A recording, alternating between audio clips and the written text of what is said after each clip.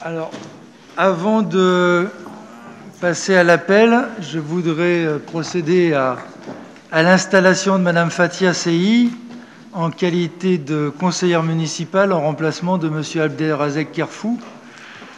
En effet, Monsieur Kerfou a donné sa démission le 11 novembre dernier, et donc c'est la personne suivante, candidate, qui vient immédiatement après sur la liste Ensemble pour Gennevilliers, conformément à l'article L270 du code j'allais dire du code pénal, mais non, du code électoral, qui fait que ce soit Madame Sey, à qui nous avons écrit et qui a accepté d'être conseillère municipale. Je l'en remercie et je lui souhaite, au nom de toutes et de tous, la bienvenue. Vous avez souhaité dire quelques mots et donc je vais vous donner la parole.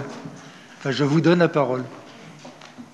Alors, voilà, c'est comme dans la vie, ça marche bien quand c'est rouge. Je ne sais pas si... D'accord, très bien. Bonsoir. Merci à tous de m'accueillir parmi vous.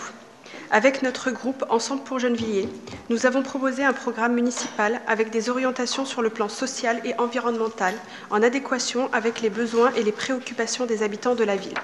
J'entre au Conseil sur la base de ce programme auquel j'ai contribué et m'engage à honorer les engagements pris auprès des Gennevillois. Nous porterons ces propositions au Conseil municipal. Nous le devons par respect aux électeurs qui ont voté pour la liste EPG ainsi qu'à toutes celles et ceux qui nous soutiennent. Nous porterons également des pratiques démocratiques de débat et de décision collective. J'ai conscience que dans la situation actuelle, plus encore marquée par des crises sanitaires et sociales aux conséquences dramatiques pour la population et l'augmentation considérable de la pauvreté, il nous faut, ensemble, chercher des solutions qui répondent aux besoins du plus grand nombre. Je m'inscris dans cette voie, celle d'une force constructive, ouverte et positive, qui recherchera toujours l'unité sur des idées pour des majorités d'adhésion entre la majorité et l'opposition et soutiendra tout ce qui va dans le sens de l'intérêt général. Je souhaite apporter ma contribution et mes compétences au service du conseil municipal et des Gennevillois. J'exprimerai aussi mes différences, bien sûr, dans le respect des uns et des autres, mais toujours pour faire avancer notre ville. Merci. Merci. Bien. Donc maintenant, je vais demander à Madame la Directrice Générale des Services de procéder à l'appel nominatif des conseillers et conseillères.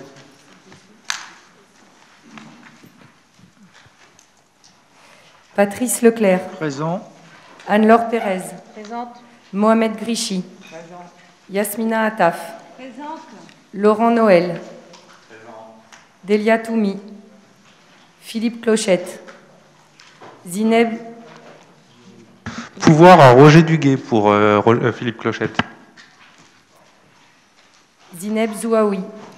Pouvoir à Chaouki Apsi. Grégory Boulor. Carole Lafont.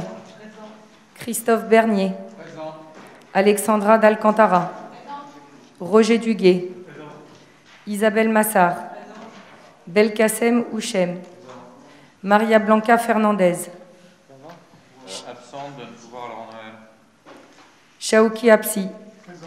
Nadia Mouadine. Ibrahima Ndaye. Sophia Manseri. Mamed Binagdan. Sonia Blanc. Christian Deschênes. Céline Lanoisellé. Zine Boukrich. Véronique Desmaîtres. Richard Mera. Gwenola Hogg. Khalid Damoun. Donne pouvoir à Nadia Mouadine. Aurélie Remac. Donne pouvoir à Éloi Simon. Éloi Simon. Présent. Fabienne Moreau. Présente. Mohamed Dani. Présent. Mariama Gassama. Maxime Cazot. Lucille Abadi. Brice Nkonda. Karine Chala. Excusez, donne pouvoir à Sen Merga. Hassen Meherga. Abdel Nasser Lagili. Céline Provost. Fatia Sey.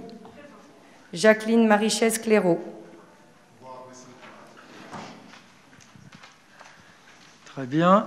Nous avons le quorum. Je vous propose que nous ouvrions notre conseil. Et je voudrais commencer par le fait que notre conseil rende un hommage aux victimes des attentats. Le 16 octobre 2020, Samuel Paty, professeur d'histoire-géographie, a été décapité à la sortie du collège où il enseignait, à un moment où il montrait, après avoir montré lors d'un cours sur la liberté d'expression, des caricatures de Mahomet. Le 29 octobre 2020, Vincent Loquès, sacristain de la basilique de Nice, Simone Barreto Silva et Nadine Devilliers, 2 paroissiennes, meurent victimes d'une attaque au couteau. Les 24, 29 octobre et 2 novembre 2020, 3 attentats sont survenus en Afghanistan dans des écoles et une université, faisant des dizaines de morts et des centaines de blessés. Début septembre, 7 enfants sont tués lors d'un attentat à la bombe dans un village du nord du Cameroun. Le 2 novembre, en Autriche, une attaque vise la capitale de Vienne, faisant 4 morts et 23 blessés. Et malheureusement, je suis même sûr, malheureusement, que ma liste n'est pas complète. Nos pensées, en cet instant, se tournent vers toutes ces victimes et les blessés, à leurs familles, dans leur douleur et le recueillement. Profondément touché, je crois que c'est le cas de tous les membres du conseil municipal, enfin je ne crois pas, j'en suis sûr, nous continuons d'affirmer notre conviction en une humanité qui privilégie le respect de la vie humaine et la volonté de partage par-delà nos différences. L'assassinat d'un enseignant dont le métier consiste à former les esprits de futurs citoyens acquiert une signification et une résonance forte dans notre pays, qui peut nous pousser à dire qu'ensemble, il nous faut lutter contre toutes les formes d'obscurantisme. Ces dramatiques événements, comme ceux survenus à Nice, en Afghanistan ou ailleurs, aiguisent notre volonté d'agir pour un monde où se tissent des ponts dans une humanité fraternellement unie, par-delà ces différences, et les assassins n'anéantiront pas notre volonté d'un monde ouvert, d'une fraternité qui s'exprime au quotidien contre tous les risques de repli et d'amalgame. Nous refusons la logique de ceux qui versent dans la stigmatisation de l'ensemble des musulmans et instrumentalisent ces attentats pour jeter de l'huile sur le feu de la division et de la haine. Je rappelle que dans le monde, ce sont les musulmans les premières victimes de ces assassins. J'adresse en votre nom à vous toutes et tous, aux familles, l'expression de mes condoléances les plus attristées et je vous propose de respecter 1 minute de silence.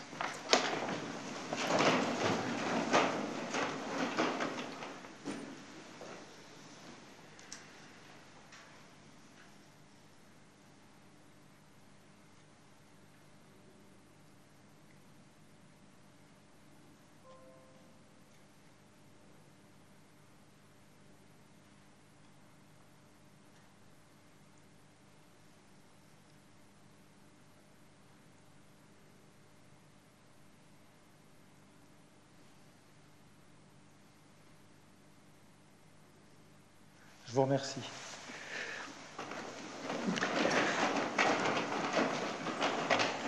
Je vous propose de nommer comme secrétaire de séance M. Éloi Simon, ici présent.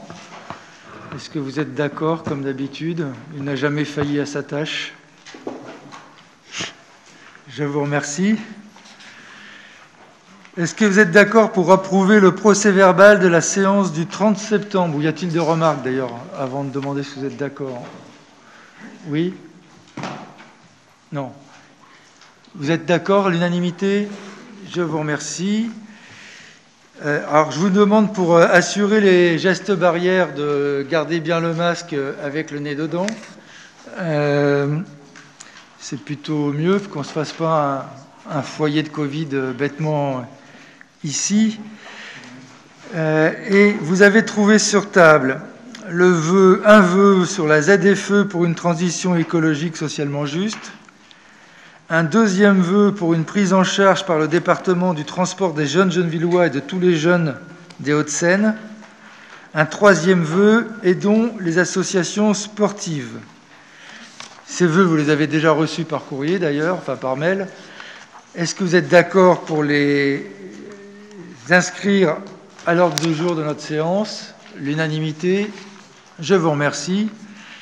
Et pour information, vous avez sur table un courrier rédigé à l'attention de Monsieur le Premier ministre sur la situation alarmante du tissu associatif sportif local et une lettre ouverte au Président de la République, alors là, qui n'est pas de moi seulement, mais qui a été signée par, maintenant ça doit être à plus de 110 maires, pour l'égalité républicaine de nos quartiers populaires. On a 2 points d'information avant de commencer de regarder les délibérations. Je vais vous faire un point sur la situation de la Covid-19 au 13 novembre. Vous le savez toutes et tous, la ville continue de se mobiliser pour faire face à cette situation sanitaire, comme toutes les villes autour de nous d'ailleurs, et nous adaptons nos services pour répondre aux besoins des Gennevilloises et des Gennevilloises. On a une cellule de crise qui se réunit 2 fois par semaine, le lundi et le jeudi, pour ne rien vous cacher, et qui suit la situation. Nous avons organisé des réunions en visio avec les médecins de la ville et les professions paramédicales, les directions des EHPAD, les foyers de personnes porteuses de handicap, des foyers de personnes migrantes, avec la Maison de la Solidarité, les associations de solidarité.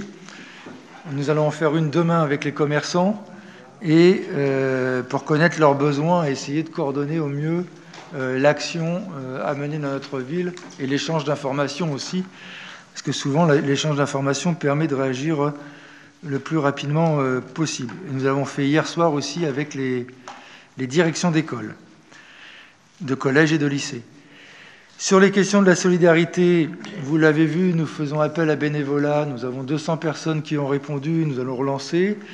Et nous ferons appel concrètement à eux. Là, d'abord, on va leur écrire pour leur donner les coordonnées des associations caritatives, parce que certaines étaient intéressées pour agir dans des associations déjà existantes.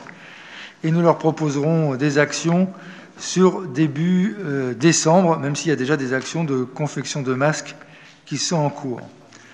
Les malades et les personnes isolées, celles qui ont des difficultés à se déplacer, la ville de Gennevilliers avec le CCAS, la Croix-Rouge et la Protection civile mettent en place les aides suivantes de portage de courses contre remboursement, de portage de médicaments, mais aussi la possibilité d'être véhiculé pour les rendez-vous médicaux. Il y a la plateforme ensemble.fr, qui est une plateforme qui a pour vocation d'échange entre individus, de solidarité, qui permet de mettre en relation les voisins que l'on redynamise. 15 000 masques ont été distribués pour les 3 700 enfants de la ville vendredi dernier, 13 novembre. Une première distribution a été effectuée, enfin tout a été effectué. La distribution de masques lavables se poursuit, c'est-à-dire que pour les adultes, mais aussi pour les enfants, il y a à disposition à la mairie et dans les centres sociaux des masques, et donc sur présentation d'une attestation qu'on est bien gennevillois, qu'on habite à Gennevilliers, vous pouvez retirer des masques lavables.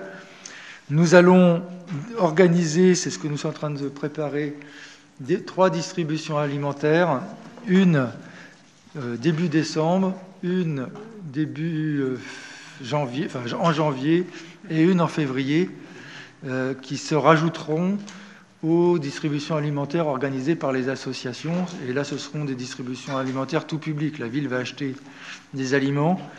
On fera appel justement aux bénévoles et on fera ces distributions alimentaires dans ces périodes-là. On va travailler aussi, d'ici la fin de l'année, à une aide en direction, vous vous rappelez, on a mis 3,5 millions en juin en direction des familles et des auto-entrepreneurs. Et là, nous ciblons, puisque tous les indicateurs nous montrent que ce sont les jeunes qui commencent à être en grande difficulté et assez touchés, nous allons travailler une aide en direction des jeunes chômeurs, les étudiants boursiers, pour travailler à un soutien financier. Côté santé, nous vous rappelons que le CMS garde un centre Covid. Alors le centre Covid, des fois il y a des confusions, c'est pas de tests, c'est de soins, avec un médecin qui fait...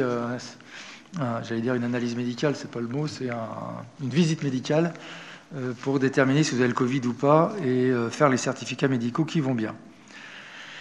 Comme l'épidémie du Covid peut aussi occasionner, notamment avec le confinement ou semi-confinement ou l'angoisse que cela génère, des blessures psychiques, nous avons rouvert la cellule psychologique qui est à la disposition gratuitement des habitants du lundi au vendredi. La coordination gérontologique, elle appelle régulièrement les personnes les plus fragiles.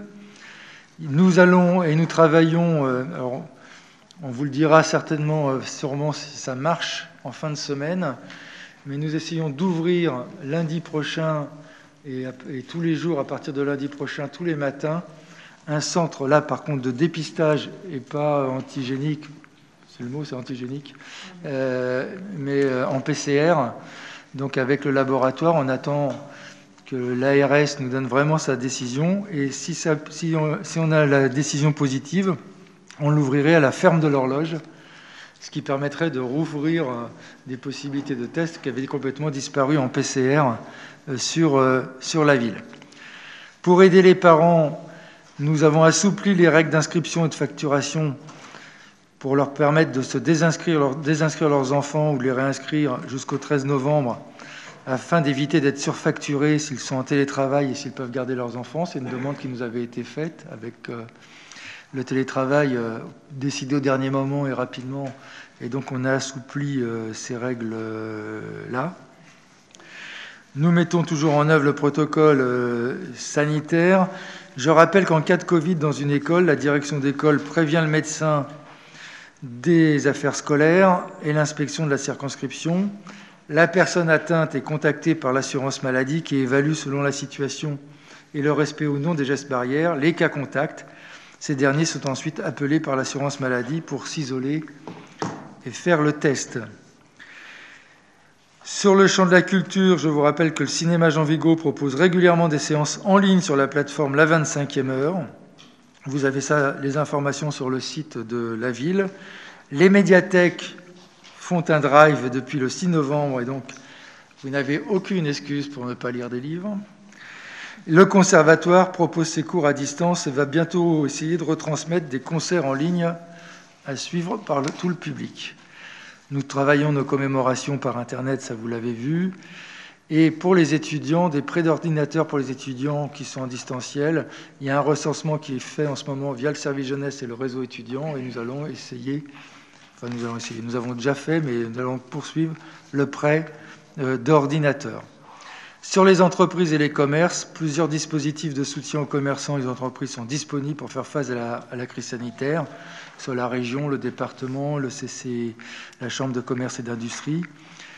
Un accompagnement individuel est fait, puisqu'on les aide aussi, parce que c'est souvent, il y a des aides, mais c'est comme toujours des dossiers un peu compliqués des fois à monter, et donc le service économique a aidé des personnes à monter leur dossier. Et nous allons annoncer demain aux commerçants que nous allons à nouveau faire une exonération de leur loyer pour les commerces fermés administrativement, et donc de tout le temps qu'ils sont fermés jusqu'au 31 décembre, s'ils sont fermés jusqu'au 31 décembre, administrativement. Et pour les restaurants, celles et ceux qui n'avaient pas une dominante de service à domicile, enfin, qui faisaient à emporter, qui n'étaient pas en dominante à emporter, parce que ceux-là sont moins touchés que les autres, on va aussi les exonérer de leur loyer sur la période à partir du semi-confinement, je crois que c'est le 23 ou 27 octobre, jusqu'à la fin décembre. On a mis sur le site aussi une plateforme en ligne dédiée au commerce qui donne les commerces ouverts, leur numéro de téléphone et la possibilité de commander en ligne et de se faire livrer. Il y a 33 commerces alimentaires et 26 commerces non alimentaires qui sont ouverts dans cette période de crise sanitaire, et les marchés continuent de fonctionner sur les produits dits essentiels. Le marché dit de Noël organisé par l'OTEIC va s'adapter et se faire sous une forme de drive, donc il y aura aussi ce type d'activité. Pour finir, deux dernières informations. Suite à la découverte d'un cluster au foyer Brenu de Gennevilliers, l'ARS a organisé une action de dépistage sur le foyer lundi et aujourd'hui. Il y a 240 tests qui sont effectués sur l'ensemble du site, et puis des élus avec des bénévoles ont aussi distribué des masques, pas dans ce foyer-là parce qu'il y avait justement le Covid, mais dans les autres foyers, nous avons distribué des masques aux résidents. Et nous travaillons avec notre CMS et d'autres structures de l'ARS pour faire des visites médicales comme on avait fait dans la première phase, pour éviter que ce soit des lieux diffusion important du virus. Voilà, j'en ai fini sur le point de Covid. Comme je vous parlais du foyer, c'est de migrants. Vous avez vu aussi aujourd'hui qu'il y a eu, c'est aujourd'hui ou hier, le temps passe tellement vite que je suis perdu, qu'il y a eu un démantèlement des espaces de migrants à Saint-Denis. Et nous accueillons donc dans l'hôtel des Barbaniers 280 migrants qui sont arrivés, ça doit être hier, qui sont arrivés hier et qui devraient être à Gennevilliers pendant 1 mois. Voilà. Je vous propose de passer à l'information suivante. Monsieur Bernier sur l'arrêté municipal du 13 juin interdisant l'utilisation des pesticides. Bonsoir, merci Monsieur le maire. Bonsoir chers collègues. Je voulais vous faire un point rapide puisque depuis la crise du Covid, je n'ai pas eu l'occasion de revenir vers vous et vers le conseil municipal concernant l'arrêté anti-glyphosate pris par le maire le 13 juin 2019. Pour rappel, je vous avais fait un premier point d'information sur les démarches effectuées par la ville en septembre 2019, puis en novembre. Et depuis, nous avons une actualité un peu chargée. Tout d'abord, je voudrais commencer en rappelant et en citant le président de la République, ça ne m'arrive pas tous les jours, qui le 27 novembre 2017, il y a presque maintenant 3 ans, s'était engagé et avait indiqué avoir demandé au gouvernement de prendre les dispositions nécessaires pour que l'utilisation du glyphosate soit interdite en France dès que des alternatives auront été trouvées, avec une échéance annoncée à 3 années. Nous sommes 3 ans plus tard et la situation est un retour, notamment dans les territoires ruraux, à des pesticides, notamment les... alors je vais essayer de le dire sans me tromper parce que c'est pas facile. Les néonicotinoïdes dont vous avez dû entendre parler sur la culture de la betterave. Aujourd'hui, nous sommes dans une situation à Gennevilliers qui est la suivante. Comme je vous l'avais indiqué, l'arrêté pris par la ville et travaillé par les services avait été validé en première instance au tribunal administratif. C'était un arrêté que nous avions pris dans des circonstances identiques avec la commune de Sceaux. C'était le premier arrêté en France validé en première instance. Malheureusement, cet arrêté a été rejeté par la Cour d'appel de Versailles et actuellement, la ville étudie la possibilité d'un recours en Conseil d'État. Pour information, la procédure judiciaire, pour le moment en première et en deuxième instance, a porté sur le référé, ça veut dire sur la capacité du préfet à demander une mesure d'urgence pour suspendre l'application de l'arrêté. Nous n'avons pas encore eu de jugement sur le fond de l'arrêté. 2 points d'information et quand même 2 conséquences du travail réalisé par la commune. La première, c'est qu'en fonction de la décision du Conseil d'État, nous étudierons la possibilité de nous pourvoir devant la justice européenne. Le deuxième point, c'est que cette forme de pression, puisque plus de 100 communes et un collectif de maires anti-pesticides s'est monté sur l'ensemble du territoire national, commence en partie à porter ses fruits et malgré tout à faire bouger le gouvernement, même si c'est trop lentement. Et également un certain nombre d'entreprises. Pour rappel, dans la décision et dans les motivations de la décision prise par la ville d'interdire le glyphosate, il y avait 2 aspects qui nous paraissaient primordiaux. Le premier, c'est que ce produit est encore beaucoup utilisé au-delà du domaine agricole sur l'entretien des voies ferrées par la SNCF, sur l'entretien des abords des routes, notamment des autoroutes, et assez souvent dans les copropriétés privées pour l'entretien des espaces verts. Aujourd'hui, nos services, les services de la ville, ont des contacts réguliers avec la SNCF qui cherchent des alternatives et de manière assez active. Pour le coup, il faut le saluer, des alternatives, au glyphosate. Nous savons qu'il y a éventuellement la possibilité qu'il y ait une interdiction d'utilisation pour les copropriétés. Toutefois, tout cela avance très lentement. Et il faut bien voir que notre combat, il est effectivement sur notre territoire communal, sur un territoire urbain, mais il est de toute manière aussi sur les territoires ruraux, parce que le risque du glyphosate, il est le risque d'une utilisation du glyphosate sur notre commune, mais il est aussi de trouver des traces de ces produits dans l'alimentation produite et dans l'alimentation que nous mangeons, que nos enfants mangent. Tout ceci pour vous dire, donc pour résumer, qu'à l'heure actuelle, la ville continue, avec le collectif des maires anti-pesticides et le cabinet d'avocats, à travailler sur le fait de faire valoir notre décision, que ce soit en référé, que ce soit sur le fond, et que les services continuent à travailler avec les organismes d'État et les sociétés pour essayer de trouver des solutions et des alternatives. Et pour dernier rappel, la ville de Gennevilliers n'utilise plus depuis presque 10 ans de pesticides dans ses pratiques et au sein de ses services, notamment pour l'entretien des espaces verts. Merci. Merci. Je vous propose qu'on passe à la délibération F1, Madame Pérez. Je rappelle, avant que Madame Pérez rapporte, que les conseillers et conseillères intéressés ne doivent pas prendre part au vote des délibérations dans lesquelles ils auraient ou elles auraient un intérêt quelconque. Merci, Monsieur Autre le maire. qu'intellectuel. Merci, Monsieur le maire. Bonsoir. Alors là, tout le monde est intéressé par celle-là.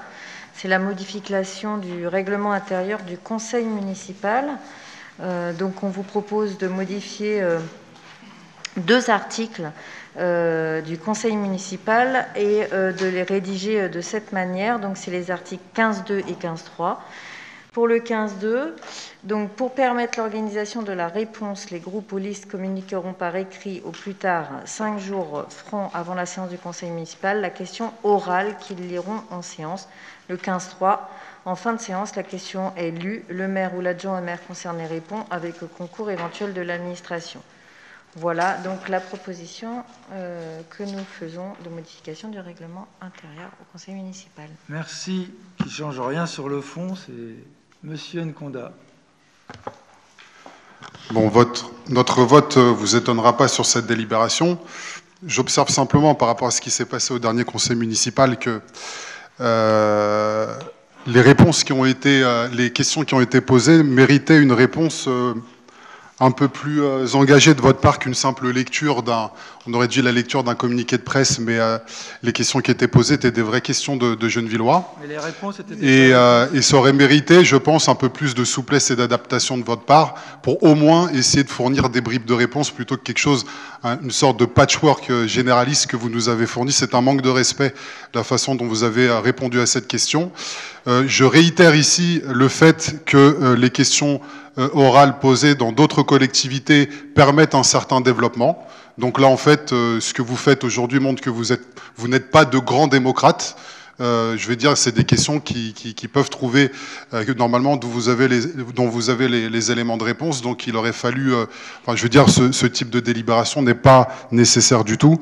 Donc, on voit bien que vous souhaitez brider un peu le débat et on ne votera pas cette délibération. Très bien. Juste une remarque, c'est vous qui ne respectez pas vos électeurs, parce que si vous les respecteriez, vous nous donneriez à l'avance les éléments pour qu'on apporte les réponses précises. Si vous ne le faites pas, c'est que vous souhaitez seulement communiquer. Je vous propose de passer au vote. Qui est pour? Qui est contre? 3 contre. Je vous remercie. Délibération F2, Monsieur Boulard. Oui, bonsoir. Il s'agit d'autoriser Monsieur le maire à signer un protocole transactionnel avec Madame Couchy, ancien agent de la ville. Je me suis trompé, c'est 4 contre parce que Madame Marie-Chaise a donné son pouvoir. Y a-t-il des questions sur cette délibération? Il n'y en a pas. Qui est pour? Si. Pardon. Donc il y a accord de Madame Couchy, donc on va voter pour, mais on voulait savoir quel était exactement l'objet du litige. Ah, c'est une rupture de contrat. Dans la délibération, donc en fait, c'est une rupture de contrat que Madame Couchy Zara a contestée, et donc elle conteste donc une procédure de licenciement, et donc un accord a été trouvé entre les 2 parties avec donc le versement d'une indemnité. Voilà. Ça m'en dit pas plus. Merci, il y a plus de détails, mais quel est l'objet initial du litige? C'est un contentieux. Je sais pas, je pense pas. Je ne suis pas sûr qu'elle le souhaite d'ailleurs. C'est dans la délibération. Dans la délibération, attendez, je regarde juste. Non, mais l'objet. Raison.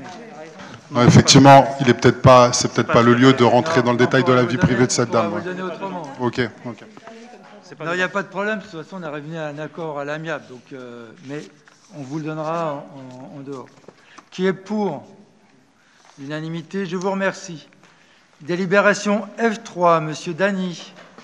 Il s'agit, Monsieur le maire, de désigner un membre du conseil municipal au sein de l'association du Jardin des mathématiques, conformément à l'article 7 du statut de l'association. Merci. Et on vous propose Monsieur Mera, ce qui étonnera personne. Qui est pour l'unanimité? Je vous remercie. Délibération F4, Madame Haug. Il s'agit de désigner un représentant de la commune au sein du réseau français des villes éducatrices. Et là, on vous propose Monsieur Mera aussi. Qui est pour l'unanimité? Je vous remercie. Délibération F5, Monsieur Duguay. Oui, Monsieur le maire. Bonjour. Donc, la loi Macron du 6 août 2015 a modifié le régime des dérogations au repos dominical accordées par le maire en portant le nombre de 5 à 12 dimanches.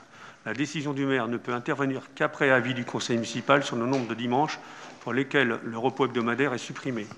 Il est proposé au conseil municipal de ne pas augmenter le nombre de dimanches pour lesquels le repos dominical est supprimé et de rester sur 5 dimanches pour l'année 2021, comme pour les années précédentes. Ces dimanches correspondent essentiellement aux périodes de solde hiver-été et à la période de fin d'année. La liste des dimanches sera arrêtée par le maire avant le 31 décembre 2020. Merci. Monsieur Merga. Bonsoir, Monsieur le maire. Bonsoir, Mesdames et Messieurs les conseillers municipaux. En l'occurrence, concernant cet habituel vote des 5 dimanches, notre groupe, en lien avec les conséquences économiques importantes liées à la crise sanitaire du Covid-19, propose que ce soit 12 dimanches et non pas 5 pour compenser les pertes des commerçants. Ça donnerait un signe de la prise en compte des difficultés économiques auxquelles ils sont confrontés. Voilà, donc nous proposons d'amender avec 12 dimanches et non pas 5. Merci. C'est la même proposition que fait le gouvernement en ce moment, je l'avais vu. Oui. Qui est Monsieur Lagili? Juste une petite précision, Monsieur le maire. Je voudrais juste savoir, là on s'adresse au centre commercial Carrefour et les grosses enseignes, si j'ai bien compris. Les indépendants n'ont pas à nous demander. Oui. Donc on parle des gens du 440. Oui. Donc, pour moi, personnellement, nous allons nous abstenir par rapport à cette délibération. Merci. Merci. Je vous propose qu'on maintienne, pour les raisons évoquées par Monsieur Lagili, qui est pour, qui est contre, 4 contre, qui s'abstient, 3 abstentions. Pardon. Délibération F6, Monsieur Binagdan. Bonsoir, Monsieur le maire, Messieurs les conseillers. Par une délibération du 5 février 2020, Monsieur le maire de Gennevilliers a autorisé la signature d'une nouvelle convention entre la ville et le comité des œuvres sociales des personnels communaux pour les années 2020, 2021 et 2022. Il a également autorisé le versement d'une subvention annuelle d'un montant de 329 600 €. Ladite convention prévoit une revalorisation annuelle de cette subvention en fonction du pourcentage d'évolution de la masse salariale de la ville constaté au compte administratif entre l'année N-1 et l'année N-2, et après délibération du conseil municipal. Aussi, il s'avère que pour l'année 2021, aucune revalorisation de la subvention n'est à prévoir. Les montants sont les mêmes. Par conséquent, une nouvelle délibération doit être prise pour mettre en application la convention. Merci. Qui est pour l'unanimité? Je vous remercie. Délibération F7, Monsieur Houchen. Bonsoir. Il s'agit d'attribuer une prime exceptionnelle au personnel des services publics médico-sociaux dans le cadre de l'épidémie du Covid-19. Conformément au décret 2020-711 du 12 juin 2020, une prime exceptionnelle peut être attribuée au personnel des établissements mentionnés à l'article L312-1 du Code de l'action sociale et des familles, rattaché à un établissement public de santé dont le lieu d'exercice est situé dans les départements du premier groupe défini en annexe au présent décret. Le personnel affecté au service soins infirmiers à domicile pour personnes âgées de la ville de Gennevilliers est éligible à la prime. Ainsi, il convient de prendre une délibération pour mettre en place cette prime exceptionnelle conformément aux critères du décret. Merci. Oui.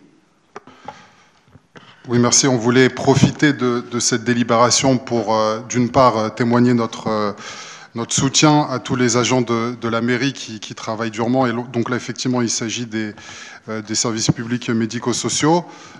Plus largement, comme vous ne nous avez pas donné la possibilité d'intervenir sur le point d'information Covid, on voulait attirer votre attention sur la grande détresse que vivent les agents dans les écoles. notamment en termes de nettoyage. Et on voulait savoir comment vous appréhendiez la chose. Est-ce que vous aviez prévu, parce que vous nous avez fait la liste exhaustive de tous les dispositifs Covid, et on voit qu'on a appris, en tout cas vous avez appris de la première crise, et il y a une liste qui est, je pense, quasi exhaustive. Mais on a un vrai sujet sur les agents dans les écoles. Ils sont en manque d'effectifs. On a le problème du nettoyage, du ménage qui n'est pas forcément bien fait. On a des photos, des images d'écoles qui nous reviennent où on voit que le travail n'est pas fait. Et on voulait savoir donc ce que vous avez prévu, peut-être en termes de recrutement d'une équipe ponctuelle qui pourrait faire le travail, ou de redéploiement des effectifs d'agents qui sont peut-être au niveau animation, au niveau des jeunes, qui pourraient travailler aussi au niveau des clubs sportifs qui pour l'instant sont à l'arrêt, qui pourraient être déployés dans les écoles pour aider les agents qui sont en souffrance. On a vu pas plus tard qu'en début de semaine, à l'entrée de l'école Aubrac, des parents faire des pancartes pour l'entrée des enfants, et normalement c'est pas le rôle des parents de le faire, c'est peut-être plus le rôle de l'éducation nationale, peut-être qu'aussi la ville peut aider. En tout cas, on voit qu'il y a un problème au niveau des écoles, c'est un problème qui est compliqué à régler, mais moi j'aimerais savoir à travers cette délibération ce que vous avez prévu de faire pour gérer les écoles. Madame Toumi a certainement une raison, mais contrairement à la région, nous n'avons pas déclaré que le protocole sanitaire était impossible à tenir dans beaucoup de lycées. Voilà. Mais on n'a pas fait cette déclaration, on essaye de le tenir. Madame Toumi ? Si vous permettez. Bonsoir. Alors, il y avait beaucoup de choses dans ce que vous avez dit. Première chose, c'est effectivement en filigrane ce sur quoi revient Monsieur le maire, c'est-à-dire que pour nous, l'objectif est évidemment, certes, d'appliquer le protocole de façon implacable. Donc, quand on a des failles, on doit y travailler. L'objectif est de garder nos écoles ouvertes. Donc ça, c'est la première priorité. Quand on applique le protocole, on se retrouve face à des difficultés qui sont existantes. La solution qui a été mise en œuvre il y a déjà plusieurs semaines, et c'était déjà le cas à la suite du premier déconfinement, donc à partir du 18 mai, quand on avait réouvert, on fait intervenir la société ISS. Donc à l'heure actuelle, en élémentaire, on était, enfin à l'heure actuelle, jusqu'au 19, où les choses doivent changer et monter en puissance, on était sur des interventions de cette société d'entretien, le soir évidemment, puisque n'interviennent pas dans les écoles des personnes non agréées en présence des enfants. Donc sur les écoles intervenait ISS entre 16h30 et 19h, en fonction donc des vacations qui permettaient de combler là où il y avait des grosses difficultés de personnel. Et on était sur à peu près 45 heures hebdomadaires. À partir du 19, nos besoins sont croissants, en particulier parce qu'il y a des écoles sur lesquelles on nous fait des remontées. Ça a été le cas lundi quand on a reçu les directions d'école. On va passer à une soixantaine d'heures, 60 je crois, sur l'ensemble de la semaine. Je n'ai pas de doute sur le fait que les besoins vont probablement continuer à monter en puissance. Donc c'est au niveau de la gestion financière des choses que ce marché public nous permet de continuer à augmenter le nombre d'heures. Sur, vous m'aviez dit, sur le rôle des parents. Alors vous m'aviez parlé d'abord de la mobilisation, d'abord de la mobilisation éventuelle d'autres agents municipaux, plus ou moins en difficulté dans la pratique de leur métier à l'heure actuelle. On a effectivement recours à ce type d'agents, par exemple les sports que vous avez évoqués, quand on travaille à la mise à disposition des masques. Donc c'est vrai que les services d'animation de l'enfance, qui ne sont pas moins mobilisés à l'heure actuelle, et les services des sports, mais il y a eu d'autres services aussi, ont contribué à la constitution des cartons par classe, par salle, etc. On a un rôle des parents où... je pense que j'ai été destinataire du même type de questions que ce que vous remontez. Des parents s'interrogent sur la place que peuvent tenir des adultes qui ne sont pas éducation nationale et qui ne sont pas agents municipaux à l'intérieur des écoles. Effectivement, cette question a été renvoyée à M. Simonet, l'inspecteur de circonscription, il se trouve que c'est une gestion des modes dégradés sur une école où on a effectivement des personnels clés sur les entrées-sorties qui sont en autorisation spéciale d'absence.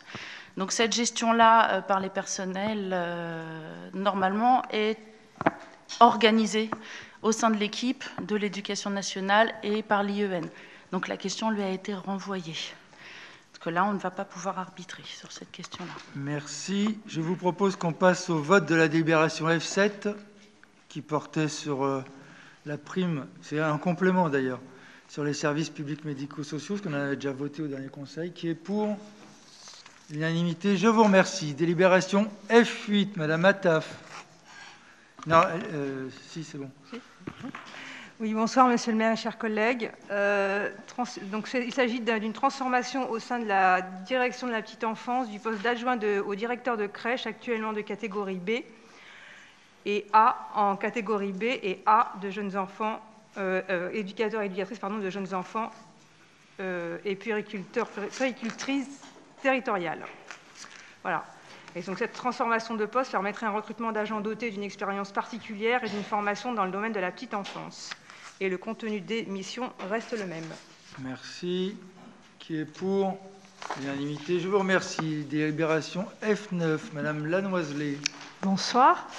Alors, suite à la demande du responsable de structure ALSH relevant du service municipal de l'enfance au sein de la direction municipale de l'enfance, il convient de transformer son poste de catégorie B, rédacteur principal de 2e classe, à temps complet en catégorie B, animateur principal de 2e classe, à temps complet, et ce, à compter du 1er décembre 2020.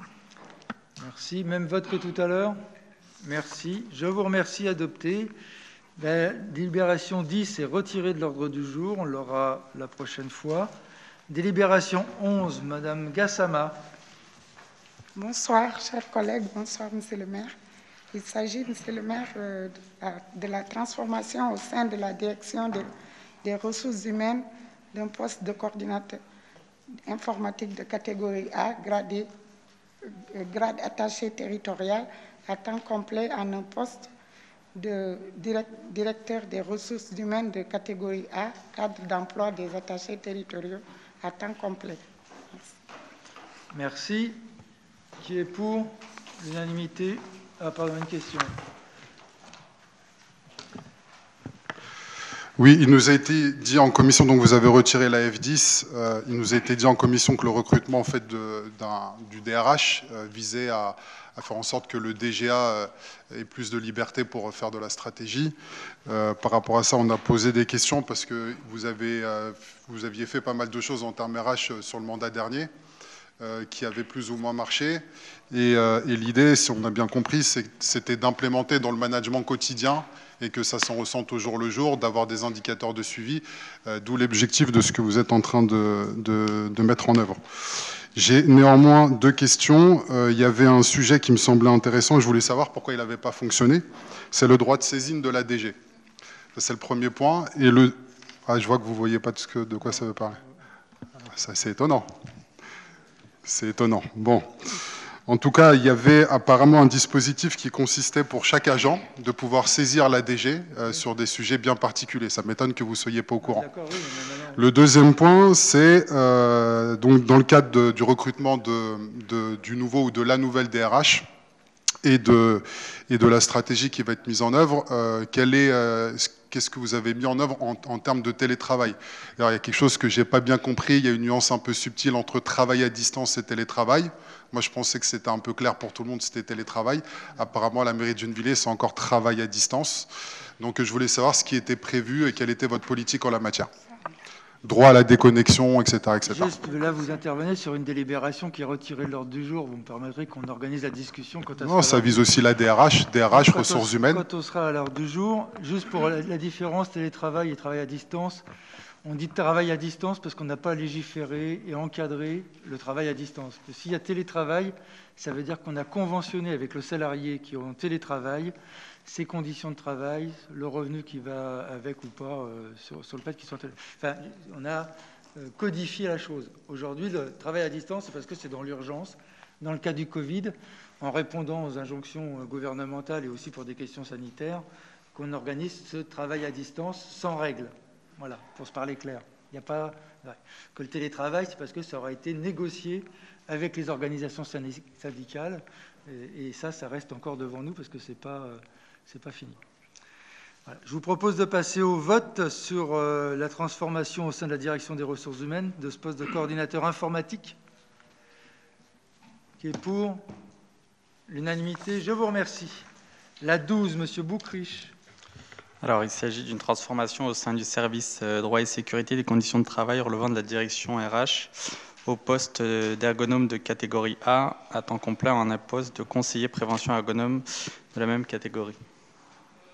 Merci. Qui est pour? L'unanimité. Je vous remercie. Délibération E1, Madame Massard. Oui, bonsoir. Il s'agit de l'adhésion de la ville de Gennevilliers au pôle ressources ville et développement social. Merci. Qui est pour? L'unanimité. Je vous remercie. E2, Madame d'Alcantara.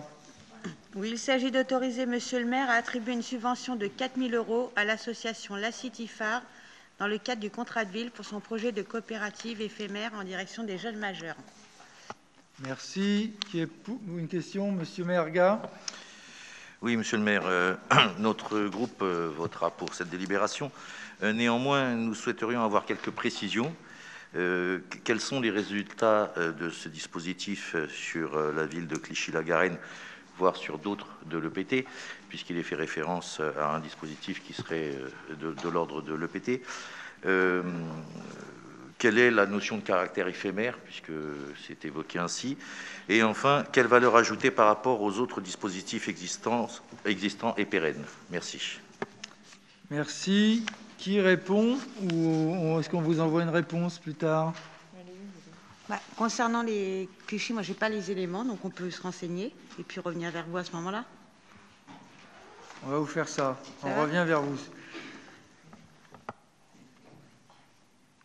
Sur le caractère éphémère, c'est parce qu'on ne demande pas aux jeunes de s'installer dans une durée. C'est-à-dire qu'ils montent pour une action choisie par eux, une coopérative qui peut vivre 6 mois, 1 an, 2 ans, enfin normalement c'est 3-4 ans parce que le temps de monter la coopérative, il faut un peu de délai, mais ce n'est pas l'objectif d'avoir quelque chose, l'objectif forcément d'avoir quelque chose de durable. C'est un peu comme dans les locations, ça se fait aussi dans le commerce, avec des locations éphémères dans les commerces, voilà, qui ne durent pas forcément longtemps, mais qui aident à démarrer des activités commerciales, de tester des activités commerciales. Voilà. C'est un peu cet esprit-là.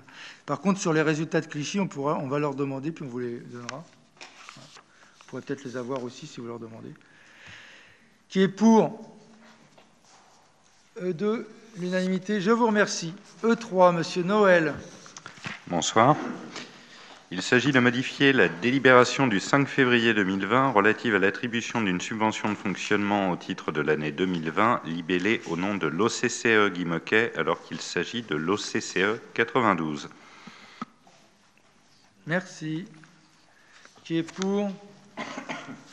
L'unanimité, je vous remercie. E4, Monsieur Grichy. Monsieur le maire, chers collègues, il s'agit de l'attribution d'une subvention exceptionnelle à l'association du club de plongée de Gennevillois pour la formation de moniteurs et d'initiateurs. Merci, en espérant qu'ils pourront le faire. Qui est pour? L'unanimité, je vous remercie. Délibération E5, Monsieur Leclerc. Il s'agit d'autoriser l'achat de la remise pour la remise de récompense auprès des lauréats du diplôme national du brevet des collèges, que l'on ne remettra pas comme d'habitude en réunissant tous les jeunes dans le collège, mais on réfléchit à des rendez-vous pour que les jeunes viennent chercher leurs cadeaux. Qui est pour? L'unanimité, je vous remercie. Délibération E6, Madame Mancéry. Cette délibération a pour objet l'attribution de subventions aux partenaires dans le cadre de la cité éducative de Gennevilliers pour la mise en place d'actions durant l'année 2020. Très bien. Qui est pour? L'unanimité, je vous remercie. Délibération E7. Il s'agit de m'autoriser à signer la convention d'objectifs entre la ville de Gennevilliers et le collège Guy Môquet. Qui est pour? L'unanimité, je vous remercie. Délibération E8, Monsieur Simon. Oui, bonjour. Il s'agit de l'autorisation de signature de l'avenant numéro 1 à la convention entre la ville de Gennevilliers et la Caisse des écoles concernant le projet de réussite éducative, le PRE. Merci. Qui est pour? L'unanimité, je vous remercie. E9, Madame Toumi. Il s'agit d'autoriser Monsieur le maire à signer une convention d'objectifs avec l'association Le Jardin des Maths afin de soutenir les activités de l'association qui porte le même nom pour favoriser la réussite scolaire de toutes et tous dans le cadre de ce projet. Merci. Et Monsieur Mera ne votera pas sur cette délibération. Qui est pour? L'unanimité, je vous remercie. Ça peut devenir un beau projet. E10, Monsieur Bernier. Bonsoir. Il s'agit d'autoriser Monsieur le maire à signer la convention entre l'unité d'enseignement maternel autisme et la ville de Gennevilliers. Pour rappel, je vous avais fait une présentation en point d'information lors du dernier conseil sur l'UEMA qui a été installé à l'école à Loideau à la rentrée. Vous comprendrez qu'un certain nombre de détails ont dû être liés puisque la décision de l'État et de l'Éducation nationale d'installer cette unité d'enseignement a été prise en avril. Donc au sortir du confinement, on apparaît à l'urgence pour pouvoir ouvrir, pour que les enfants puissent accéder à l'enseignement dès la rentrée. Et donc nous formalisons une convention avec l'association Les Papillons Blancs de la Colline qui gérera de fait cette unité d'enseignement maternel avec l'Éducation nationale et nos services. Merci. Qui est pour? Une question, pardon, Monsieur Merga. Non, excusez-moi, Monsieur le maire, ça n'a pas à voir avec la délibération, mais il semblerait que le conseil municipal en cours ne soit pas retransmis, et je voulais savoir pour quelle raison. Il y a une panne de Wi-Fi et il sera retransmis en différé. D'accord, très bien. Donc on est filmé. Ne profitez pas pour vous relâcher. Non, c'était une question légitime que se posent ceux qui portent pas le masque. Certains de nos concitoyens et administrés qui voulaient le suivre en direct. Merci bien, monsieur. L'autre. Qui est pour? Mais merci de m'avoir posé la question, ça me permet de répondre à ça, parce que j'ai oublié de le faire. Mais ce sera différé. E10. Donc, unanimité, je vous remercie. E11, Madame Blanc. Bonsoir. Il s'agit d'intégrer la rue Simone Veil, qui est une rue nouvelle, dans le périmètre scolaire de la maternelle et du groupe élémentaire des Agnettes. Les enfants qui sont déjà scolarisés en maternelle termineront leur cycle dans cette école actuelle. Merci. Merci. Qui est pour? Unanimité. Je vous remercie. E12, Monsieur Absi. Il s'agit d'autoriser Monsieur le maire de récompenser chacun des lauréats de l'édition 2019 du concours de pitch Entreprendre à Gennevilliers selon le résultat des délibérations du jury constitué à ses fins. Merci. Qui est pour? L'unanimité, je vous remercie. E13, c'est encore vous, Monsieur Absi.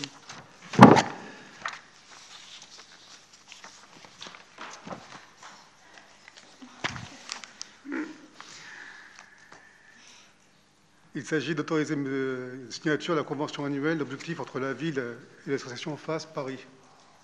Merci. C'est une bonne collaboration sur ces jeunes diplômés sur le projet Job Academy. Qui est pour? L'unanimité, je vous remercie. E14, Monsieur Ndiaye. Bonsoir, Monsieur le maire, chers collègues. Il s'agit d'autoriser Monsieur le maire à récompenser chacun des lauréats des prix littéraires des enfants et des parents en 2021, selon le résultat des votes des enfants et des parents. Merci. Je rappelle que le conseil municipal doit lire les livres aussi pour les choisir, puisqu'on fera voter les élus.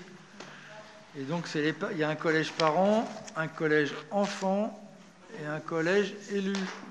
Et cette année, le niveau monte, c'est pas CP, donc c'est un peu plus long à lire. Donc prenez-vous-y à l'avance.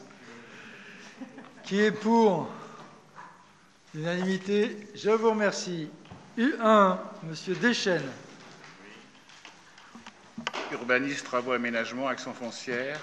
Il s'agit d'autoriser la démolition du local associatif situé dans le quartier des Agnettes, au 19 rue du 8 mai 45. Autorisation de dépôt de permis de démolir. Merci. Dans le cadre de la construction du nouveau groupe scolaire Joliot-Curie. Et du prolongement de la voie nouvelle Claude Robert dans le quartier des Agnettes. Il est nécessaire de démolir le local associatif situé au 19 rue du 8 mai 45. Pour réaliser cette opération, Monsieur le maire doit être autorisé à déposer un permis de démolir. Merci. Qui est pour? L'unanimité, je vous remercie. On aura une larme quand même parce que ce club Agir, on y aura fait beaucoup de choses dedans. U2, Madame Desmaîtres. Oui, c'est pour l'autorisation de signature d'un protocole d'accord transactionnel passé avec la SCP BTSG, prise en la personne de Maître Marc Sénéchal, mandataire judiciaire en qualité de liquidateur judiciaire de la société Garage RASV. Résiliation du bail commercial, offre d'indemnité d'éviction commerciale, propriété 6, 3 rue René Gallo à Gennevilliers, cadastré section AQ 0172. Merci. Qui est pour? L'unanimité, je vous remercie. U3, Madame Moreau. Bonsoir, Mesdames et Messieurs. Cette délibération a pour objet d'annuler et de remplacer la délibération U6 du 6 février 2019. Elle approuve la cessation à la coopérative foncière francilienne des parcelles cadastrées section AQ numéro 145, 146, 147, 273, 118, située rue Jaffeux et rue Sainte-Marie, au sein du quartier des Grésions à Gennevilliers. La superficie cadastrale est de 802 mètres carrés environ, au prix de 470 000 € hors taxe, en valeur libre de toute occupation. Merci. C'est notre nouveau système de copropriété avec quasiment bail amphithéotique en dessous sur le terrain. Qui est pour? Juste. Oui, allez-y. Qu'est-ce qui occasionne l'annulation en place? J'ai pas. C'est parce que la dernière fois, je crois, de mémoire, la fois précédente, on avait dû. Bah, réponds, Anne-Laure, puisque tu as la réponse. Parce qu'on avait passé une délibération pour la vendre à la coopérative du Nord de la Seine, puisque c'était ce qu'on avait prévu, et puis entre le moment où on a passé cette délibération et le moment où les maisons vont être construites, on a créé la coopérative foncière francilienne à laquelle on a adhéré pour pouvoir construire en BRS, foncier solidaire, et donc on allume la délibération de vente à la coopérative Boucle Nord pour vendre à la coopérative foncière. Mais c'est la coopérative Boucle Nord qui construira. Voilà. Et toutes les opérations maintenant que fera la coopérative Boucle Nord seront sous ce dispositif-là, ce qui nous permet d'essayer de freiner la spéculation immobilière, foncière. Immobilière, non, foncière. Et freiner uniquement, malheureusement. Qui est pour? Unanimité, je vous remercie. Délibération U4, Madame Lafont. Oui, bonsoir. Donc là, cette délibération annule et remplace la délibération U7 du 6 février 2019, donc cession par la ville à la coopérative foncière francilienne d'un terrain 6 à Gennevilliers, rue de la Procession, d'une superficie cadastrale de 1508 mètres carrés environ, pour un montant de 763 000 € au profit de la coopérative foncière francilienne. Merci. Qui est pour? Même vote, l'unanimité. Je vous remercie. Je vous propose que l'on passe au vœu.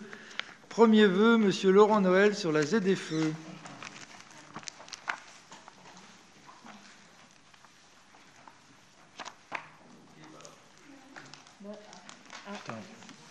Je vais le faire. Il n'y a personne qui va le chercher, là? Mais il est où? Christophe. Christophe, là, je pense solidaire.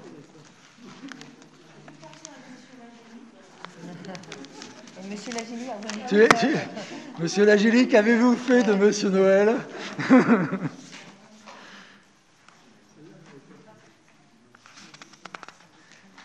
Bon, s'il ne vient pas, je vais commencer. Ou alors on va passer au vœu suivant. Madame? Bah alors, monsieur, ce serait bien d'être assidu, parce que sinon on ne s'en sort pas. On peut être assidu et avoir une petite vessie.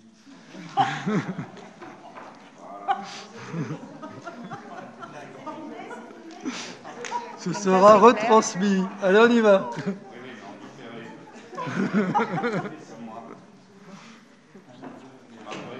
Sans micro. Bien, chers collègues, vu que je suis un peu en retard, j'imagine que vous avez pris le temps de lire le vœu. Je ne reviendrai pas sur la totalité du texte. Juste très clairement, cette ZFE, ce n'est pas la première fois qu'on aborde le sujet. Elle nous met dans une situation où on est obligé d'assumer nos contradictions. Je m'explique. Concrètement, nous sommes tous prêts à considérer que autant de morts par an victimes de la pollution, c'est beaucoup trop. Nous sommes tous d'accord pour considérer que cette pollution est liée aux véhicules les plus anciens. Pour autant, à l'échelle de l'Île-de-France, le nombre de véhicules et le pourcentage du parc considéré comme trop ancien représente un nombre de véhicules énorme. Je vous recherche le nombre. C'est ballot, je l'avais il y a 2 minutes. Voilà, c'est 48 000. Et l'achat d'un véhicule électrique représente plus d'1 an de SMIC. Les aides qui sont actuellement fournies ne sont absolument pas au niveau pour permettre aux populations les plus fragiles de se rééquiper en véhicules dits propres, puisque ces véhicules ne sont finalement pas propres, tant dans leur production que dans la destruction qu'il faudra faire d'ici quelques années. Sur Gennevilliers, c'est 8500 véhicules qui seront en critère 4 au 1er janvier 2021. Il est évident que ces 8500 véhicules ne vont pas se transformer par magie en 8500 véhicules électriques et que les foyers gennevillois n'ont a priori pas les moyens de consacrer 1 an de SMIC à un changement de véhicule. Donc le conseil municipal de Gennevilliers souhaite demander que l'État augmente l'aide à l'achat de véhicules critère 1 d'occasion ou neuf pour que celle-ci se limite à l'équivalent de 5 mois de revenus avec un reste à charge de crédit à taux zéro sur 5 ans, que l'on multiplie par 5 l'aide au plan vélo, donc ces 500 000 € permettraient des mesures concrètes pour faciliter l'usage des vélos grâce à des mesures d'aide financière, d'aménagement des infrastructures ou encore de formation pour les particuliers et les collectivités, une aide aux bailleurs sociaux et copropriétés pour financer le déploiement de bornes de recharge dans leur parking, puisque je vous laisse imaginer ce que ça pourrait donner tous les véhicules d'une ville comme Gennevilliers, véhicules électriques, avec le nombre de bornes que nous avons actuellement. C'est un non-sens total. Nous souhaitons aussi que la région Île-de-France et Île-de-France Mobilité communiquent sur les mesures d'urgence de court terme et de long terme qui vont être mises en œuvre pour adapter les réseaux de transport public aux conséquences de l'application de la ZFE. Pour Gennevilliers, il faut adapter le réseau de transport en commun, nouvelle ligne de bus dans un premier temps, et à partir de l'observation et des déplacements actuels, l'amélioration de la ligne 13 et tenir les délais pour l'augmentation des capacités du T1 et de la construction de la ligne 15 ouest. Et que la région Île-de-France finance l'aménagement de coronapistes et de bus. Excusez-moi, petite coquille, à créer dans le but de fluidifier la circulation des bus et d'accélérer les transports des bus publics. Et que la région crée et participe à créer un syndicat mixte pour développer un système d'autopartage de voitures électriques en libre service disponible dans l'agglomération parisienne. En gros, la réponse à venir n'est plus forcément le véhicule individuel. Il va falloir trouver d'autres réponses et les collectivités locales n'y arriveront pas seules. Sans le concours de l'État et de la région, nous ne nous en sortirons pas. Et les Gennevilloises et les Gennevillois, les plus modestes, se retrouveront privés de véhicules individuels, ce qui est quand même une certaine forme de liberté quand ce n'est pas uniquement une contrainte nécessaire au fait d'avoir une activité professionnelle. Je vous remercie. Merci. Y a-t-il des interventions, Monsieur Nkonda? C'est dommage, vous aviez fait un beau vœu, mais Monsieur Noël ne l'a pas présenté avec beaucoup d'engagement. C'est ballot, c'est ballot. En fait, bon, ce sujet-là, c'est typique de sujet où au Conseil métropolitain, vous prenez des décisions que vous voulez aller dans le bon sens, mais en réalité, vous vous mettez dans le pétrin. C'est-à-dire que vous voulez imposer des règles pour faire cette transition écologique qui sont beaucoup trop importantes et qui ne peuvent pas respecter le rythme de la transition, et vous vous mettez dans une situation où, après avoir pris des décisions qui sont infaisables, vous tournez vers la région et vers tout le monde pour dire, écoutez, il faut financer. Sauf que là, pour le coup, le financement, il n'est pas mineur, parce que quand on parle des véhicules, vous l'avez évoqué, monsieur Noël, 8500 véhicules critère 4, et quand on fait critère 4 et critère 5, je crois que c'est 17 000 véhicules, 20 000 € minimum le véhicule électrique, donc on est sur une base de 350 millions d'euros, à peu près, que pour Gennevilliers. Que pour Gennevilliers. Alors vous multipliez. En fait, là, c'est la folie des grandeurs, en fait. Enfin, à mon avis, vous n'avez pas forcément regardé les chiffres. Vous avez une volonté de faire avancer les choses, mais elle ne peut pas corroborer la réalité. Vous parlez, monsieur Noël, des Gennevillois qui sont en difficulté. Moi, je suis désolé, vous n'allez pas les arranger en les obligeant, même avec les aides que vous suggérez dans votre vœu, en les obligeant à acheter des véhicules qui coûtent 20 000 €. Même avec les aides, ils devront débourser 5 ou 10 000 €. C'est énorme. Est-ce qu'ils en ont envie? Non. Pourquoi vous faites un moratoire? Vous faites un moratoire parce que vous savez très bien que la mesure n'est pas applicable. En plus, vous proposez ça à un moment où les habitants sont dans la plus grande détresse financière, notamment à Gennevilliers. Déjà, avant la crise sanitaire, c'était difficile. Et là, pendant la crise sanitaire, vous poussez le bouchon encore un peu plus loin pour leur faire acheter un véhicule. En fait, c'est souvent votre manière de fonctionner. De la même manière avec le stationnement, vous dites tout d'un coup, un jour, il ne faut plus de stationnement, sauf que les Gennevillois restent avec des voitures et éprouvent une galère quotidienne pour se garer. Donc là, en réalité, c'est un vœu qui est quasi infaisable. Donc l'intention, elle est bonne. Alors dedans, vous mettez tout un tas de choses, vous essayez de mettre des curseurs, c'est mignon tout ça, mais c'est quasi infaisable en l'état. Il faut réfléchir, il faut surtout, je pense, au niveau du Conseil métropolitain, revoir la copie pour faire quelque chose qui soit plus atteignable et réalisable. Un objectif qui est réalisable. Alors, vous parlez de tout un tas de choses.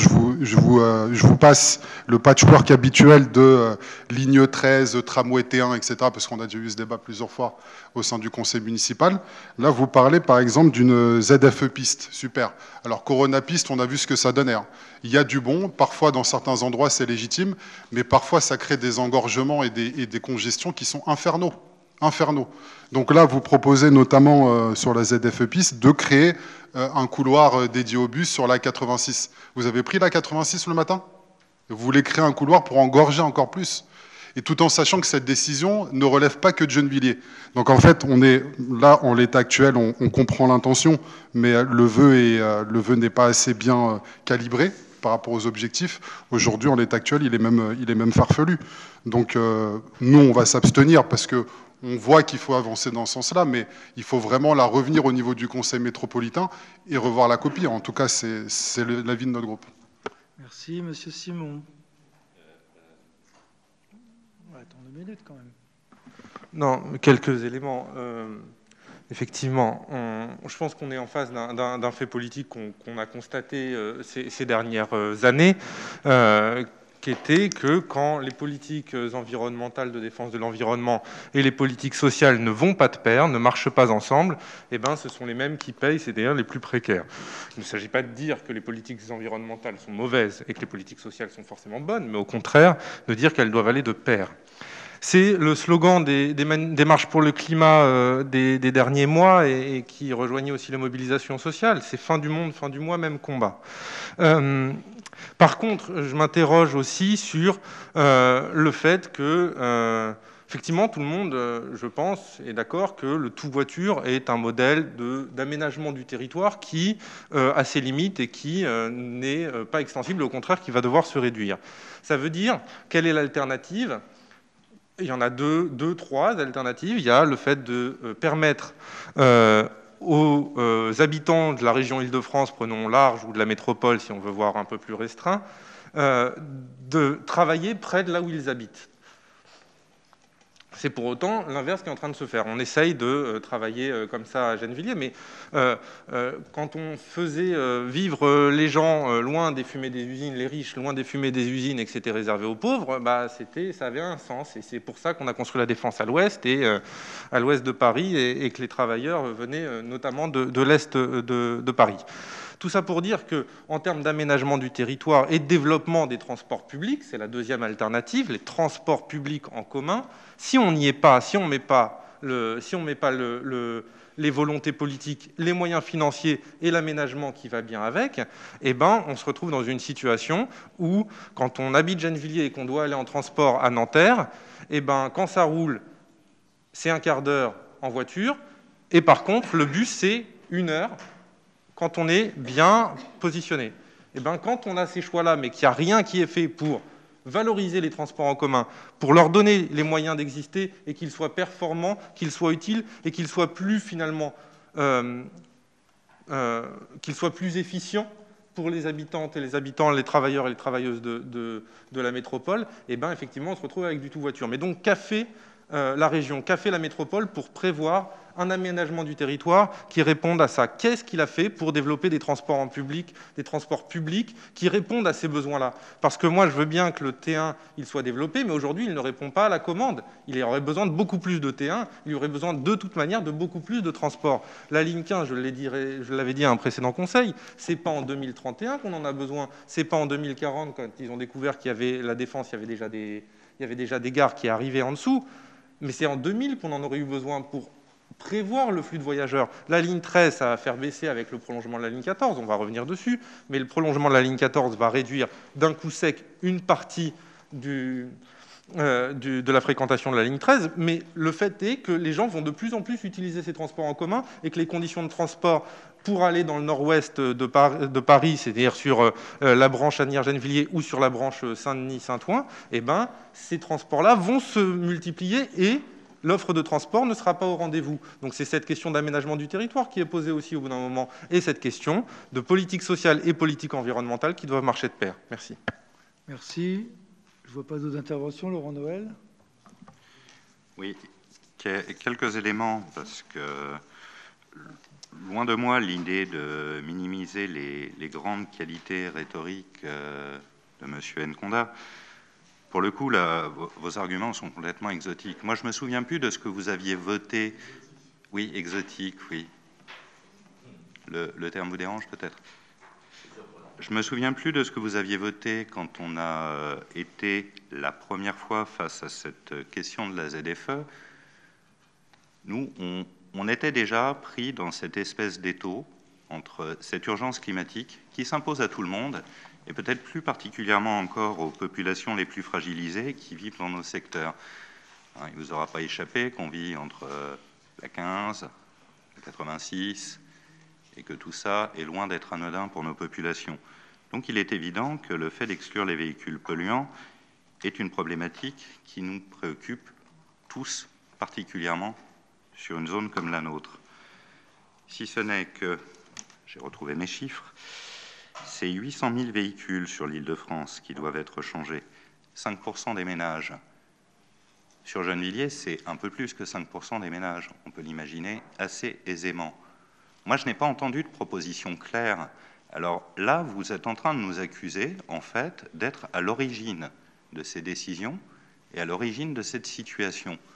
Nous ne sommes ni à l'origine de ces décisions, ni à l'origine de cette situation.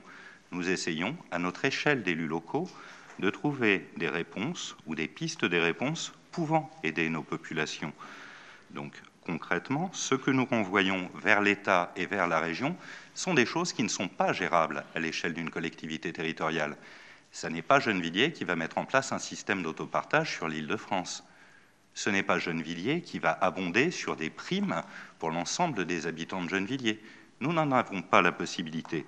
Donc, il est normal que nous nous tournions vers l'État et vers la région, dont c'est le travail, concrètement, de réfléchir à tout cela.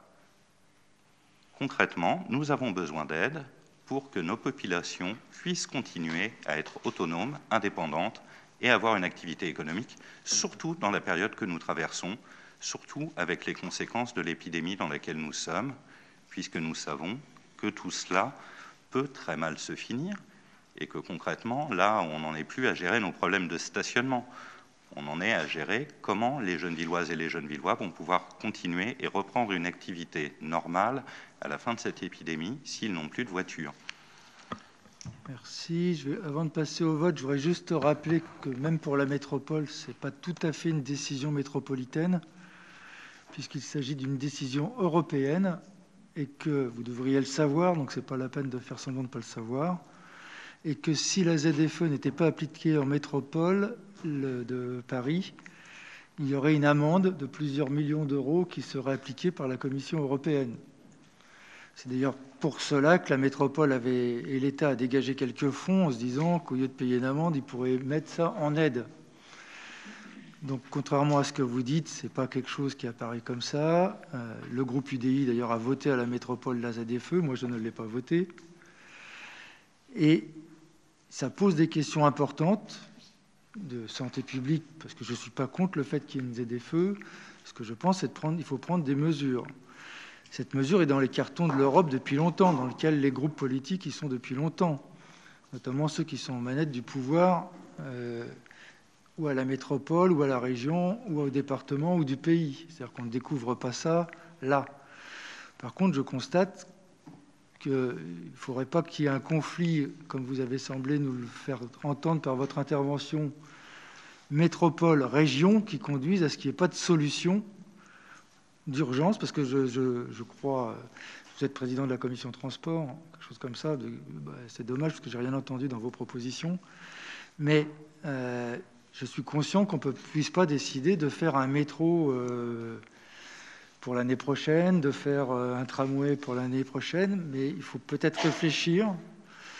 Donc on peut prendre ça en rigolant sur les ZFE pistes ou ZFE bus, mais à mon avis, il faut réfléchir à des solutions d'urgence, de mise en adéquation des moyens de transport collectif, peut-être éphémères, ceci, en attendant d'avoir des solutions plus pérennes et plus lourdes en infrastructure, pour affronter le fait qu'en 2023, il y aura quelques véhicules en moins et qu'il va y avoir un afflux dans les transports en commun et qu'il faudra bien arriver à traiter. Et si la région n'est pas, ou Île-de-France Mobilité n'organise pas de réunion d'urgence pour étudier cette situation d'urgence, bon, on pourra dire que c'est de la faute à la métropole qui n'a pas voté le truc, qu'elle aurait mieux fait de payer les amendes à l'Europe.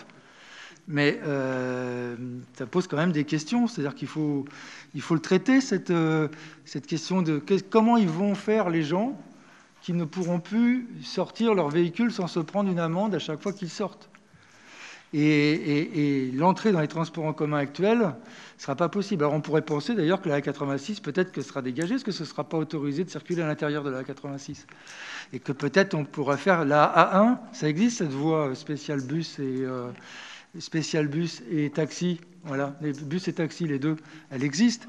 Donc ça se regarde. En tout cas, moi, je ne suis pas un spécialiste, je ne suis pas président de la commission de transport, je ne suis pas un spécialiste des transports, mais je remarque qu'il n'y a que moi qui réagis en ce moment sur cette question-là qui va être posée aux gens. En fait, déjà, il y a une contradiction. Vous dites qu'à la métropole, vous avez voté contre, oui. Et là, vous voulez nous faire voter pour un vœu. Déjà, il y a une contradiction idéologique. Attendez. Monsieur Nkonda, juste... Attendez, je développe, je ne vous ai pas coupé. Expliquez-moi en quoi il y a contradiction. Non, mais après, si vous voulez, vous pourrez contredire. Non, mais qu'on fasse pas de la rhétorique. Vous pourrez contredire. Allez-y. Non, ce n'est pas de la rhétorique, ce sont des faits. Je ne sais pas, dites-moi quel fait. Non, mais vous me parlez de rhétorique. Vous avez voté contre à la métropole et là, vous nous faites voter un vœu qui dit pour. Bon, ça, c'est le premier point. Le deuxième point, quand vous dites que rien n'est fait en matière de transport, je vous signale que c'est sur ce mandat que les négociations sur le terrain ont reprise, que ce soit à l'Est ou à l'Ouest. On le voit d'ailleurs au-delà des courtilles, ça continue. Donc les travaux ont repris, il y a des choses qui sont faites. Le plan vélo qui est porté par la région... Alors attendez, vous dites que rien n'est fait, j'entends Monsieur Simon, Monsieur Éloi, pardon. Éloi aussi, Monsieur Simon. J'entends Monsieur Simon qui ressort tout le temps les mêmes choses. Et qui dit que rien n'est fait. Non, je suis désolé. En termes de vélo, il y a un plan vélo et à chaque fois qu'une collectivité demande un financement plan vélo, le financement est accordé. Et je peux vous le dire, on en voit passer plein des demandes de subvention. Peut-être un peu moins de Gennevilliers, mais on en voit passer plein des demandes de subvention. Par rapport à la ligne 13, c'est un problème éminemment compliqué techniquement parlant. Vous avez proposé des solutions qui sont irréalistes. La ligne 13, c'est très difficile comme sujet. Non, mais la ligne 13, il ne suffit pas de claquer des doigts. Alors, quand j'entends M. Simon, il aurait fallu ça en 2000. Vous avez trop vu Retour vers le futur, M. Simon. Il faut, à un moment donné, il faut se calmer. En termes de transport, alors, j'aimerais juste pouvoir développer. Laissez-le finir. J'aimerais juste pouvoir développer. Bon, allez-y. Je vous taquine un peu, mais le sujet, il est grave. mais c'est très grave. Je vous taquine un peu, mais le sujet est grave parce que concrètement... Répondez plutôt à ce que vous avez prévu de faire. Parce que non, mais je vous dis déjà qu'il y a des choses qui sont faites, mais vous ne l'entendez pas. ZDF. Voilà. Après, le deuxième sujet, c'est que la situation, elle est grave. Vous avez mis en place un moratoire parce qu'effectivement, il y a des gens qui vont être dans une grande difficulté. Moi, ce que je dis, c'est que dans ce genre de situation, plutôt que de faire peser le poids financier en pleine crise financière, faire peser le poids financier au niveau des habitants et de chercher des aides, ben moi, je dis qu'à un moment donné, peut-être que quand vous avez discuté de ce sujet-là, le contexte était différent. D'accord ? Mais vu le contexte d'aujourd'hui, il faut pouvoir vous opposer au niveau de la métropole pour faire en sorte que ça n'arrive pas, parce que les ménages qui sont dans la plus grande précarité, aujourd'hui, ne pourront pas suivre ce que vous proposez. Ils ne le pourront pas. Et donc, c'est une catastrophe. Et là, maintenant, vous pouvez toujours dire « oui, mais je ne suis pas un spécialiste des transports, etc. » À un moment donné, c'est basique. Il faut regarder le coût de la chose. Rien que pour ce Gennevilliers, je vous ai donné le chiffre, 340 millions d'euros. 20 000 euros par voiture multiplié par 17 000. 300, mais que pour Gennevilliers. Donc là, attendez, on est sur des ordres de grandeur. Attendez, on multiplie par le nombre de villes. On est sur des ordres de grandeur qui sont délirants, alors que les priorités d'investissement aujourd'hui vont dans la crise sanitaire. Donc, ce que je suis en train de vous dire, c'est que on n'a pas voté contre. Remarquez, on s'est abstenu. On s'est abstenu parce qu'on pense qu'il faut aller dans ce sens-là. Mais aujourd'hui, les curseurs ne sont pas les bons. Et c'est votre rôle, au niveau de la métropole, d'avoir ce débat. Alors après, que vous ayez voté contre, pour, là maintenant, il faut vous mettre en harmonie. Mais aujourd'hui, par rapport à la situation, il faut pouvoir faire les choses correctement et pas mettre les Gennevillois et les populations autour dans la plus grande difficulté, parce que là, c'est de votre responsabilité. Non, c'est faux. Monsieur Nkonda, vous faites de la propagande mauvaise. La ville aurait gardé, n'aurait pas pris l'arrêté sur la ZFE. Il y a un décret gouvernemental qui oblige l'entrée de Gennevilliers dans la ZFE. Ce n'est pas un choix gennevillois. Vous avez bien fait, mais il faut aller plus loin. Non, il faut pas aller plus loin. Il y a une loi qui fait qu'on rentre... Non, vous faites croire que c'est nous qui décidons de rentrer dans la ZFE. Vous mentez aux gens, là. Donc c'est pour ça que c'est pas... Si vous décidez de rien, Madame Massard, il faut arrêter, il faut lâcher votre mandat. Là, vous me coupez. Là, vous me coupez. D'abord, le groupe UDI... Excusez-moi de vous avoir coupé, allez-y. D'abord, le groupe UDI à la métropole a voté comme un seul homme pour. Déjà, alors me racontez pas des trucs, mettez-vous d'accord avec votre groupe UDI, s'ils veulent m'aider, qu'ils m'aident, qu'ils votent le vœu qu'on va voter, ou qu'ils proposent d'autres solutions, je m'en fous, mais en tout cas qu'ils votent des choses... Vous en foutez ? Qu'ils proposent d'autres solutions. Vous en foutez, c'est ça ? Oui, je suis prêt, écoutez-moi, je suis prêt à revoir mes propositions. Je ne suis pas un spécialiste des transports, je ne suis pas président de la commission de transport à la région, c'est vous. Alors écoutez-moi, La commission, la délégation et la compétence transport est exclusivement à la région. Exclusivement à la région. La ville de Gennevilliers n'a aucune compétence transport. N'a aucune compétence transport. La région. Monsieur Nkonda.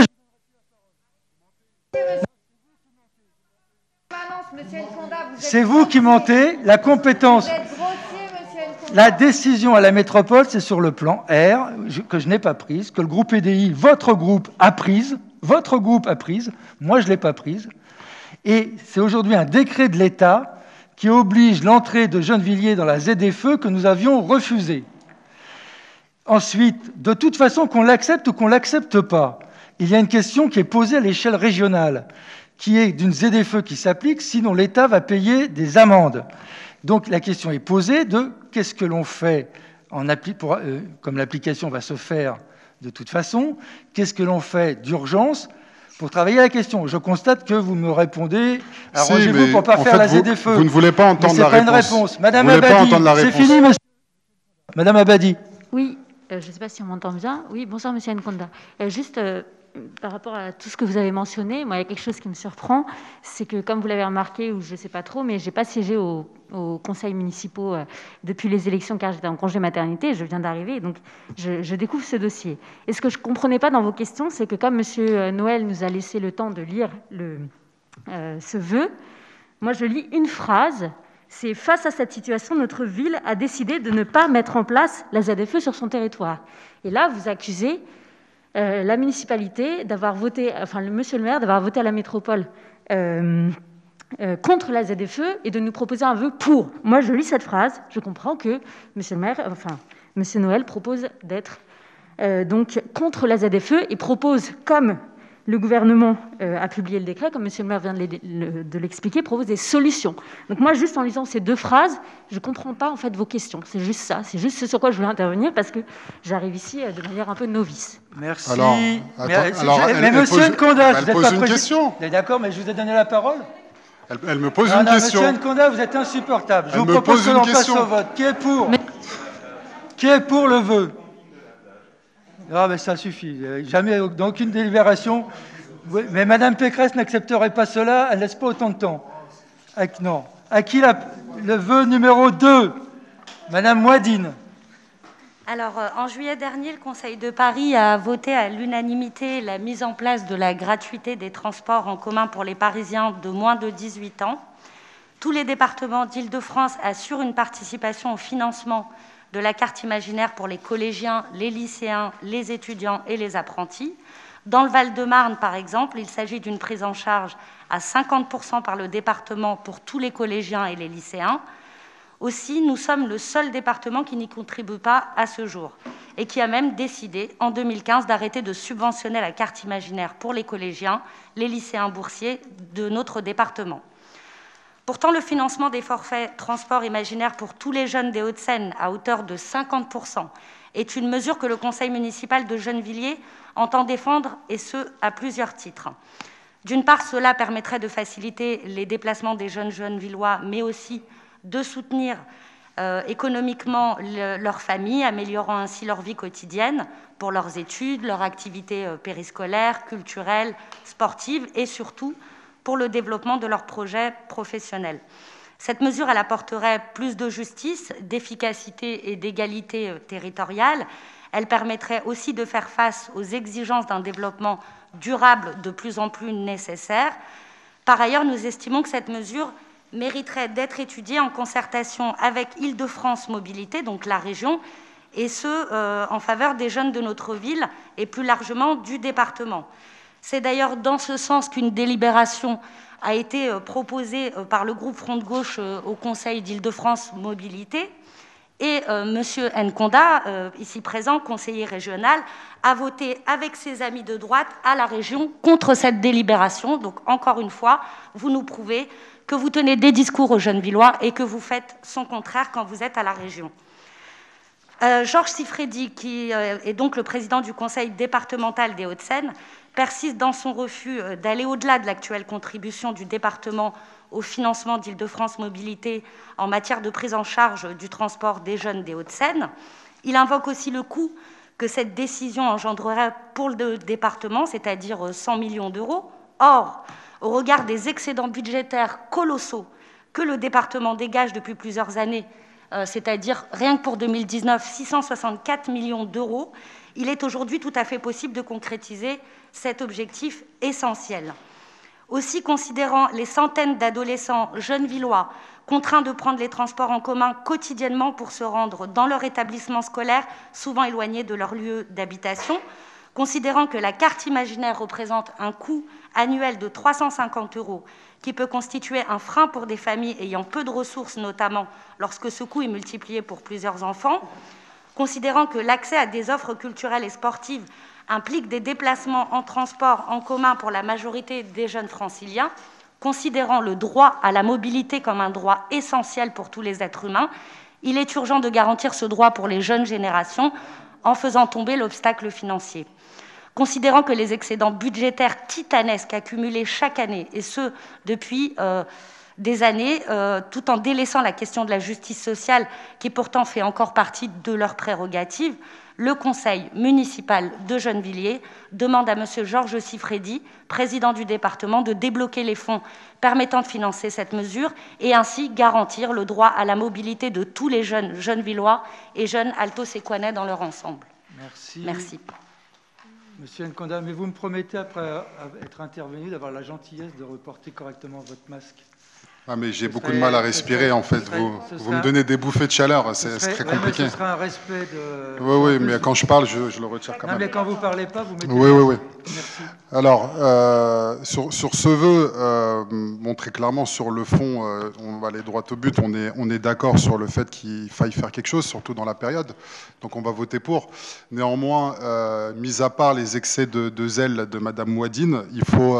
J'observe que vous méconnaissez en fait les mécanismes de financement, parce qu'en gros, si vous voulez, au niveau d'Île-de-France Mobilité, ce n'est pas une décision qui relève d'Île-de-France Mobilité d'accorder ça au niveau du département.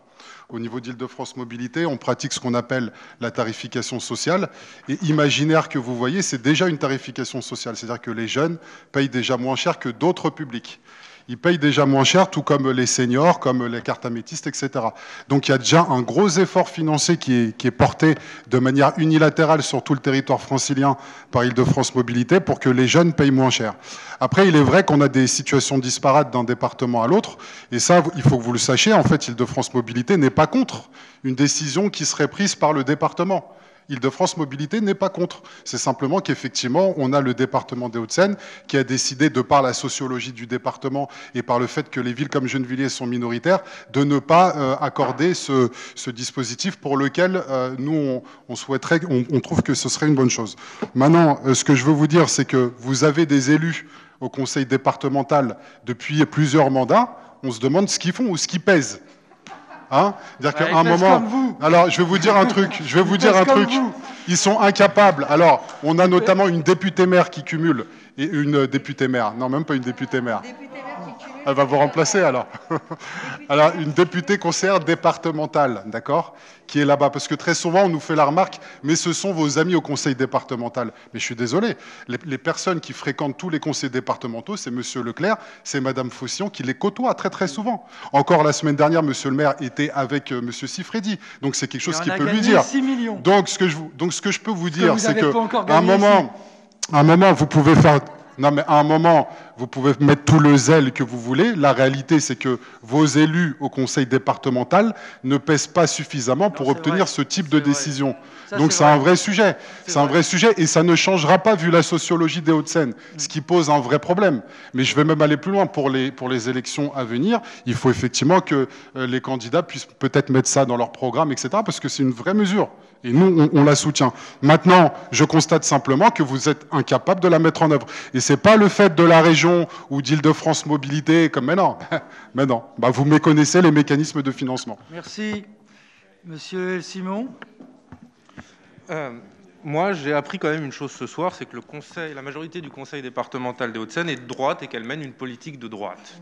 Je pense que je me coucherai moins bête. Pour autant, les départements, quand ils mènent ces politiques-là, ils le font au nom de l'action sociale qui est dans leurs prérogatives. Parce qu'ils pensent que c'est de l'action sociale de pouvoir permettre et de garantir le droit à la mobilité en faisant tomber l'obstacle financier, comme c'est dit dans le vœu. La région, par contre, elle a la compétence transport, elle peut, elle pourrait décider d'instaurer la gratuité. Elle pourrait le faire. Et c'est ça, et malheureusement, effectivement, vous dites nos amis politiques, ils mènent la bataille, monsieur Nkonda. Vous ne la menez pas, ni vous, ni vos amis politiques, pour garantir une tarification sociale pour tous les jeunes des Hauts-de-Seine. Vous ne le menez pas. Ben, ça se voit.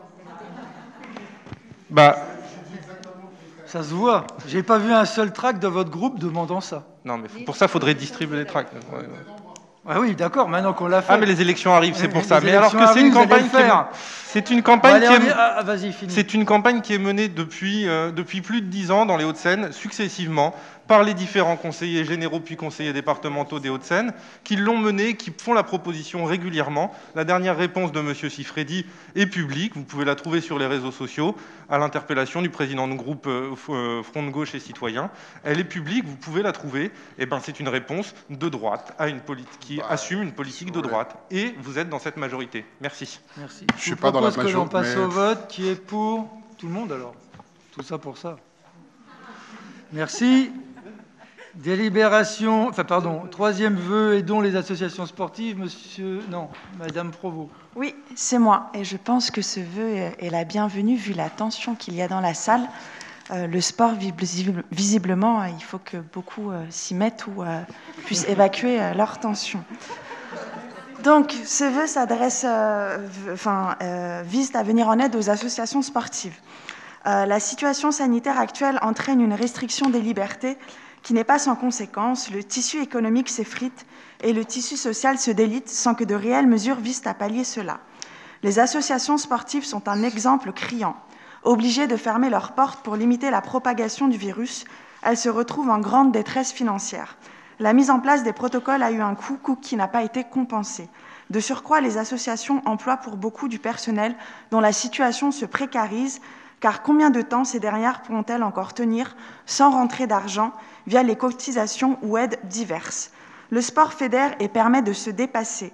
En ces temps difficiles où l'entre-soi et l'isolement, je m'excuse pour la coquille, j'ai mis isolation, c'est un anglicisme, pardonnez-moi, c'est une déformation professionnelle, tendent à se renforcer. Il faut absolument redonner aux associations sportives une place de premier choix en leur permettant de faire face financièrement à la réduction de leurs recettes. Nous ne savons pas quand les restrictions inhérentes à la pratique sportive seront levées, et c'est précisément pour cette raison que nous appelons la municipalité à créer un fonds exceptionnel pour venir en aide aux associations sportives gennevilloises. Mens sana in corpore sano n'est pas qu'une maxime. Les associations sportives jouent un rôle clé dans le bien-être de nos concitoyens et la municipalité se doit de leur permettre de mener à bien cette mission. Je me permets de faire une petite remarque parce que j'ai vu que, Monsieur le maire, vous aviez formulé une demande auprès du Premier ministre. Il a répondu. D'accord. La concomitance est assez fortuite, je trouve, avec la formulation de notre vœu, mais vu que c'est dans l'intérêt de nos associations municipales et sportives, tant mieux. Mais je vous avoue que ça m'a un peu Si vous regardez la date de notre courrier qu'on a rendu sur les... C'est en même temps. D'accord. Moi, je l'ai rédigé en octobre. On l'avait fait avant, mais parce que la situation... on a eu les mêmes idées alors. Mais ça marche, mensala, sana, ça marche avec femen. Pardon, excusez-moi. Il n'y a pas que pour les hommes. C'est du latin. Oui, je sais. Malheureusement, c'était déjà sexiste à l'époque. Qui souhaite intervenir? Monsieur Merga. Oui, monsieur le maire. Je fais le lien à la transition avec ce vœu. Effectivement, le débat démocratique est parfois sportif. Alors, notre groupe apporte tout naturellement son soutien au monde sportif amateur et à toutes les associations qui œuvrent au quotidien pour le mieux-être et le bien-être de tous ceux qui aiment le sport. Donc, si nous allons vers ce fonds spécial de soutien, en tout cas tel que c'est formulé, nous y sommes favorables dans l'absolu.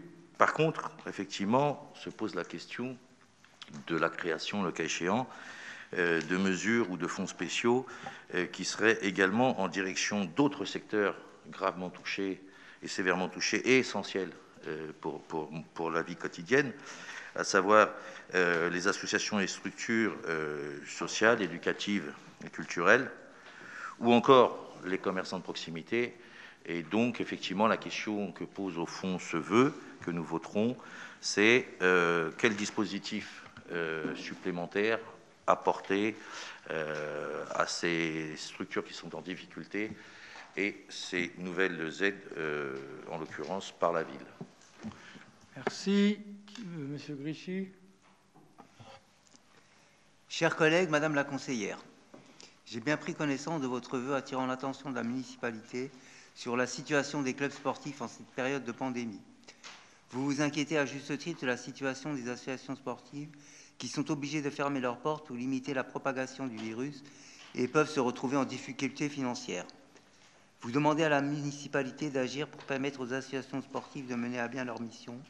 Nous partageons évidemment cette préoccupation déjà au cœur de notre action municipale. C'est pourquoi, face au caractère alarmant de la situation, nous avons décidé sans attendre d'aider et d'épauler le tissu associatif sportif local afin qu'il puisse traverser cette période délicate. C'est dans cet esprit que nous avons engagé avec le maire plusieurs actions pour lui venir en aide et l'accompagner au mieux face au déficit criant de réponse du gouvernement. Dès le début de la crise sanitaire, nos services ont écouté et soutenu les associations dans cette situation inédite. Par exemple, nous avons relayé des initiatives d'entraînement en visioconférence auprès du service de communication de la ville, comme cela a pu l'être fait au niveau de la culture. Ceci a permis aux associations de garder du lien avec des adhérents, frustrés de cette absence d'activité tout en les aidant à prendre mieux conscience de la gravité du contexte sanitaire. Nous avons aussi mis en place une cellule de veille réglementaire afin de nous tenir informés de toutes les évolutions des dispositifs d'aide de l'État.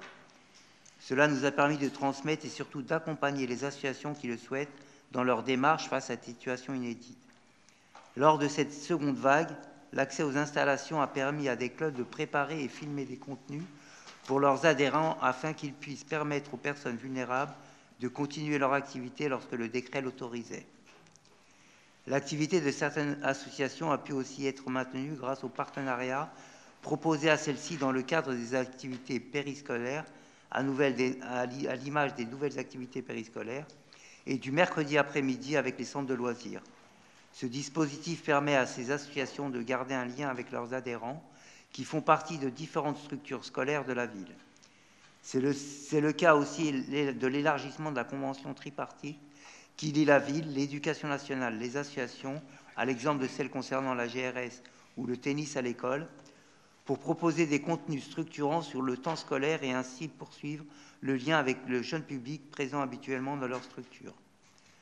Face aux mesures d'endiguement renforcées prises par le gouvernement, nous avons décidé d'interpeller le Premier ministre directement pour lui faire part de nos craintes et celles des clubs. Ce courrier sur table a été coélaboré et soutenu par une cinquantaine d'associations sportives. Nous demandons le déblocage d'aide pour soutenir les associations ayant des salariés en compensant aussi des pertes significatives des adhésions, dont certaines disciplines qui ont perdu pour certaines près de 50% de leurs adhérents. Le maire a également interpellé le département des Hauts-de-Seine pour qu'il soit davantage actif sur l'accompagnement des associations sportives et les aider à passer du temps, ce temps difficile, en leur apportant une aide financière. Je suis heureux de constater que la presse, depuis 2 jours, s'est fait l'écho de toutes ces initiatives prises par les clubs et les élus locaux pour sensibiliser l'État. Ces pressions ont d'ailleurs eu un premier effet. Réunissant hier les acteurs du secteur, le président de la République a fait plusieurs annonces de soutien au sport amateur que nous allons décortiquer comme une possible reprise du sport en club pour les mineurs, le lancement d'un passeport et le déblocage d'un fonds d'urgence. Pour notre part, nous avons aussi maintenu le niveau des subventions versées aux associations pour l'année 2020, malgré la cessation de leur activité, voire même augmenter certaines qui étaient les plus en difficulté pour les accompagner dans leurs problèmes de trésorerie. Dans le même ordre, nous avons fait la proposition que soient reconduites à l'identique les subventions de fonctionnement pour l'année 2021, afin de soutenir nos associations en difficulté et d'en augmenter certaines fragiles économiquement. Les clubs sportifs accompagnent le développement physique de notre jeunesse et de tous les amoureux du sport. C'est pour ça que les clubs sportifs reçoivent notre soutien plein et entier, comme il est de tradition à Gennevilliers. Je vous remercie. Monsieur Simon. Oui, dans la suite à la fois de ce que vient de dire Mohamed Grichy et aussi par cohérence, un vœu, ça s'adresse à quelqu'un. Là, il s'adresse à la municipalité. La majorité se voit mal s'adresser des recommandations à elle-même. Donc, si le vœu est maintenu en l'état, on s'abstiendra. Par contre, si on a 2 petites modifications qui permettent d'inclure tout le monde et y compris de répondre un tout petit peu à l'actualité, je vous propose qu'on le vote. Je vous les donne tout de suite. Avant-dernier paragraphe. Et c'est précisément pour cette raison que nous appelons, et là je le remplace, l'ensemble des pouvoirs publics à assurer la pérennité des associations sportives à Gennevilliers comme ailleurs. Ça englobe tous les acteurs, et y compris ça fait écho sur les questions de pérennité et de fonds d'urgence, c'est ce qu'a annoncé le gouvernement, à voir la réalité. Et le dernier paragraphe, les associations sportives jouent un rôle clé dans le bien-être de nos concitoyens, et l'État comme les communes se doivent de leur permettre de mener à bien cette mission. Il me semble qu'on est bon, c'est juste par cohérence, on peut pas, ça se fait pas de voter de s'auto-donner du travail comme ça, de s'auto-donner ces appels-là. Donc c'est pour ça qu'on vous propose ces petites modifications, sauf si vous avez le droit de maintenir le vœu en l'état, il n'y a pas de problème, mais du coup ça expliquera notre vote. Merci. Je vous remercie pour ces modifications qui vont dans le sens du vœu. Je suis encore novice et donc oui, j'abonde votre sens. Bien, je mets le vœu aux voix. Avec les modifications. Oui. Oui, mais enfin, bon. Qui est pour? L'unanimité. Je vous remercie. Je vous propose de passer à la question orale du groupe Les Jeunes Villois. Qui la pose? Monsieur Merga. Bien, Monsieur le maire, merci. Un petit préambule avant d'arriver à la question concrète. Rappeler deux, trois éléments de contexte. D'abord, rappeler que la décision de généralisation sans aucune concertation sur fond de populisme a été prise par vous, de généraliser donc la vidéosurveillance, la vidéoverbalisation, lors notamment d'une réunion publique aux Agnettes. Ce dispositif en chiffres, c'est une source d'un article du journaliste Olivier Bureau. Alors je pensais, quand je lisais ces articles à chaque fois, tellement il est fidèle et fort serviable à la majorité municipale, que c'était un journaliste de l'Humanité, mais finalement c'est un journaliste du Parisien. Et donc cet article date d'avril 2016. Alors, il est indiqué... Madame Massard ne porte pas son masque également. Bah, pareil. Merci. Vérifiez pour vos équipes. Merci. Si on peut porter le masque tous, normalement, ce serait bien. Voilà, il n'y a pas que le son. Non, c'est vrai, mais vous êtes devant moi, donc... Je peux reprendre, Monsieur le maire, pour la délation. Monsieur le maire, est-ce que je peux reprendre? Allez-y. Parce que c'est un sujet aussi sérieux que les masques, vous savez. Alors, donc, 145 caméras en dehors de celles pour les établissements scolaires. Budget total de 2,3 millions d'euros, dont 1 million à la charge des Jeunes Villois. Au final, sauf si les chiffres que vous allez présenter démontrent le contraire, nos administrés pensaient investir pour avoir un surcroît de sécurité. Ils se retrouvent principalement à être surtaxés. Et juste quand même, pour un exemple concret qui agite ces derniers temps des administrés, des parents, vous le savez sans doute, autour de l'école Aubrac, il y a eu une agression d'une petite fille de 8 ans. Non, c'est dans le hall d'immeuble. Dans le hall d'immeuble. D'accord, en tout cas dans le quartier Aubrac. Allez-y. Et en l'occurrence, ce problème sérieux et grave a suscité, et à raison, un grand émoi auprès des familles. Et il semblerait qu'il y ait une difficulté particulière à s'appuyer sur ce fameux dispositif de vidéosurveillance. Alors, la question concrète, Monsieur le maire, Mesdames et Messieurs les élus. La municipalité peut-elle faire une présentation chiffrée des résultats du système de vidéosurveillance, vidéoverbalisation, pour l'année 2019 et la plus grande partie de l'année 2020? Entre parenthèses, et pour être précis, vous vouliez de la précision, nombre de vidéoverbalisations, nombre d'identifications de dépôts sauvages, nombre d'identifications dans des affaires d'agression, de vol ou d'accident de la circulation. Merci. Merci. Vous aurez noté ma souplesse. Je vous laissais dire plus que ce que posait la question, mais c'est à peu près normal. C'est ce qui se passe dans les autres assemblées. Mais vous avez posé votre question précise. Monsieur Duguet. C'est beau de vous voir souple. Oui, monsieur le maire, écoutez, je vais répondre à la question orale. Donc effectivement, nous avons 160 caméras qui sont déployées sur le territoire de la commune, réparties dans les différents quartiers de la ville. Le centre supervision urbaine, CSU, est le centre donc névralgique du dispositif, où les images filmées par les caméras convergent et sont exploitées 24 heures sur 24, 7 jours sur 7, exclusivement aujourd'hui par la police nationale. Ce dispositif permet à la police nationale de mieux anticiper les problématiques de sécurité et de sûreté publique et lui permet une plus grande efficacité en matière de taux de résolution d'affaires. Ainsi, ces outils remplacent un rôle de dissuasion en ce qui concerne les incivilités et permettent d'apporter une réponse concrète aux attentes des habitants en ce domaine. L'exploitation des images est assurée par la police nationale. De même, les propositions d'implantation des caméras ont été réalisées en intégrant les préconisations du commissariat de police. Vous nous demandez de vous transmettre les statistiques relatives au nombre d'identifications dans des affaires d'agression, de vol ou d'accident de la circulation réalisées par la police nationale grâce à la vidéoverbalisation. Le commissariat n'a plus le droit de nous communiquer ces informations. En effet, suite à la création en 2015 du service statistique ministériel de la sécurité intérieure, le rapport mensuel sur les chiffres de la délinquance n'est plus adressé par les services de l'État aux communes.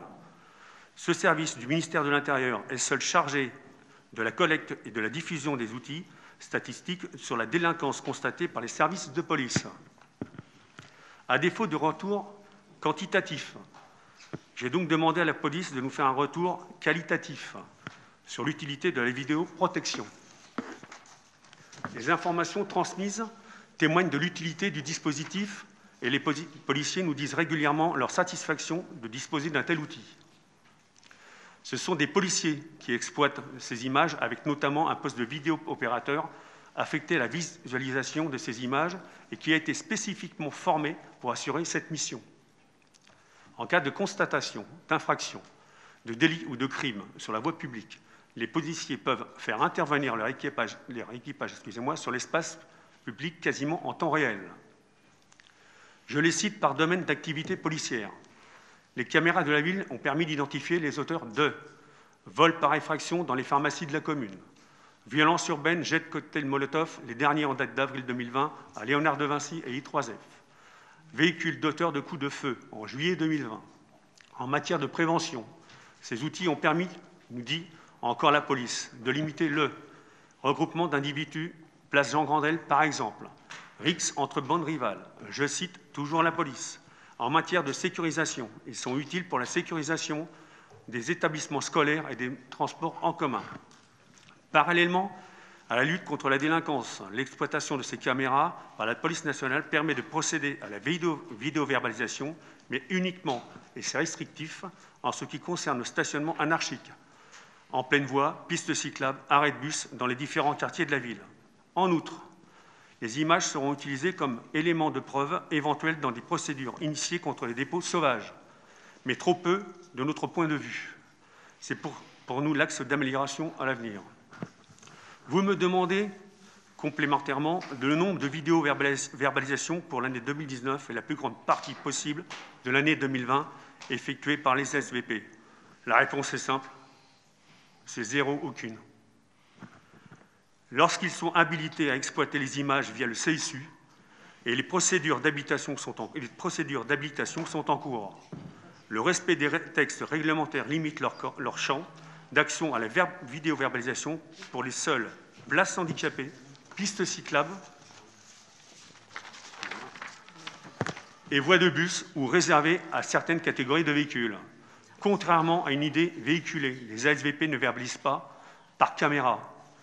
Mais comme son nom l'indique, la vidéoprotection vise à protéger les habitants en sanctionnant les automobilistes qui empêchent les enfants de traverser aux abords des écoles sur les passages piétons en raison des stationnements dangereux, gênent la circulation notamment en empêchant les camions de ramassage des ordures ménagères de circuler en stationnant en pleine voie, bloquent les sorties de parking. La liste est précise. Le développement de la vidéoprotection urbaine est un outil au service de la sécurité des Genevillois et qui revêt un caractère préventif. Elle vient enrichir les moyens d'intervention mis à la disposition de la police nationale et des agents ASVP dans le cadre de la stratégie territoriale de sécurité et de prévention des délinquances. Voilà ma réponse. Merci. Je vous propose de passer au compte-rendu des décisions municipales. Est-ce que vous êtes d'accord pour en prendre acte? Vous en prenez acte. Avant de lever la séance, je voudrais vous indiquer que la prochaine séance a lieu le 16 décembre 2020. Et puis, je remercie M. Nkonda d'avoir retiré son recours, ce qui veut dire qu'il n'y aura pas de nouvelles élections municipales à Gennevilliers. Je vous remercie beaucoup et à bientôt.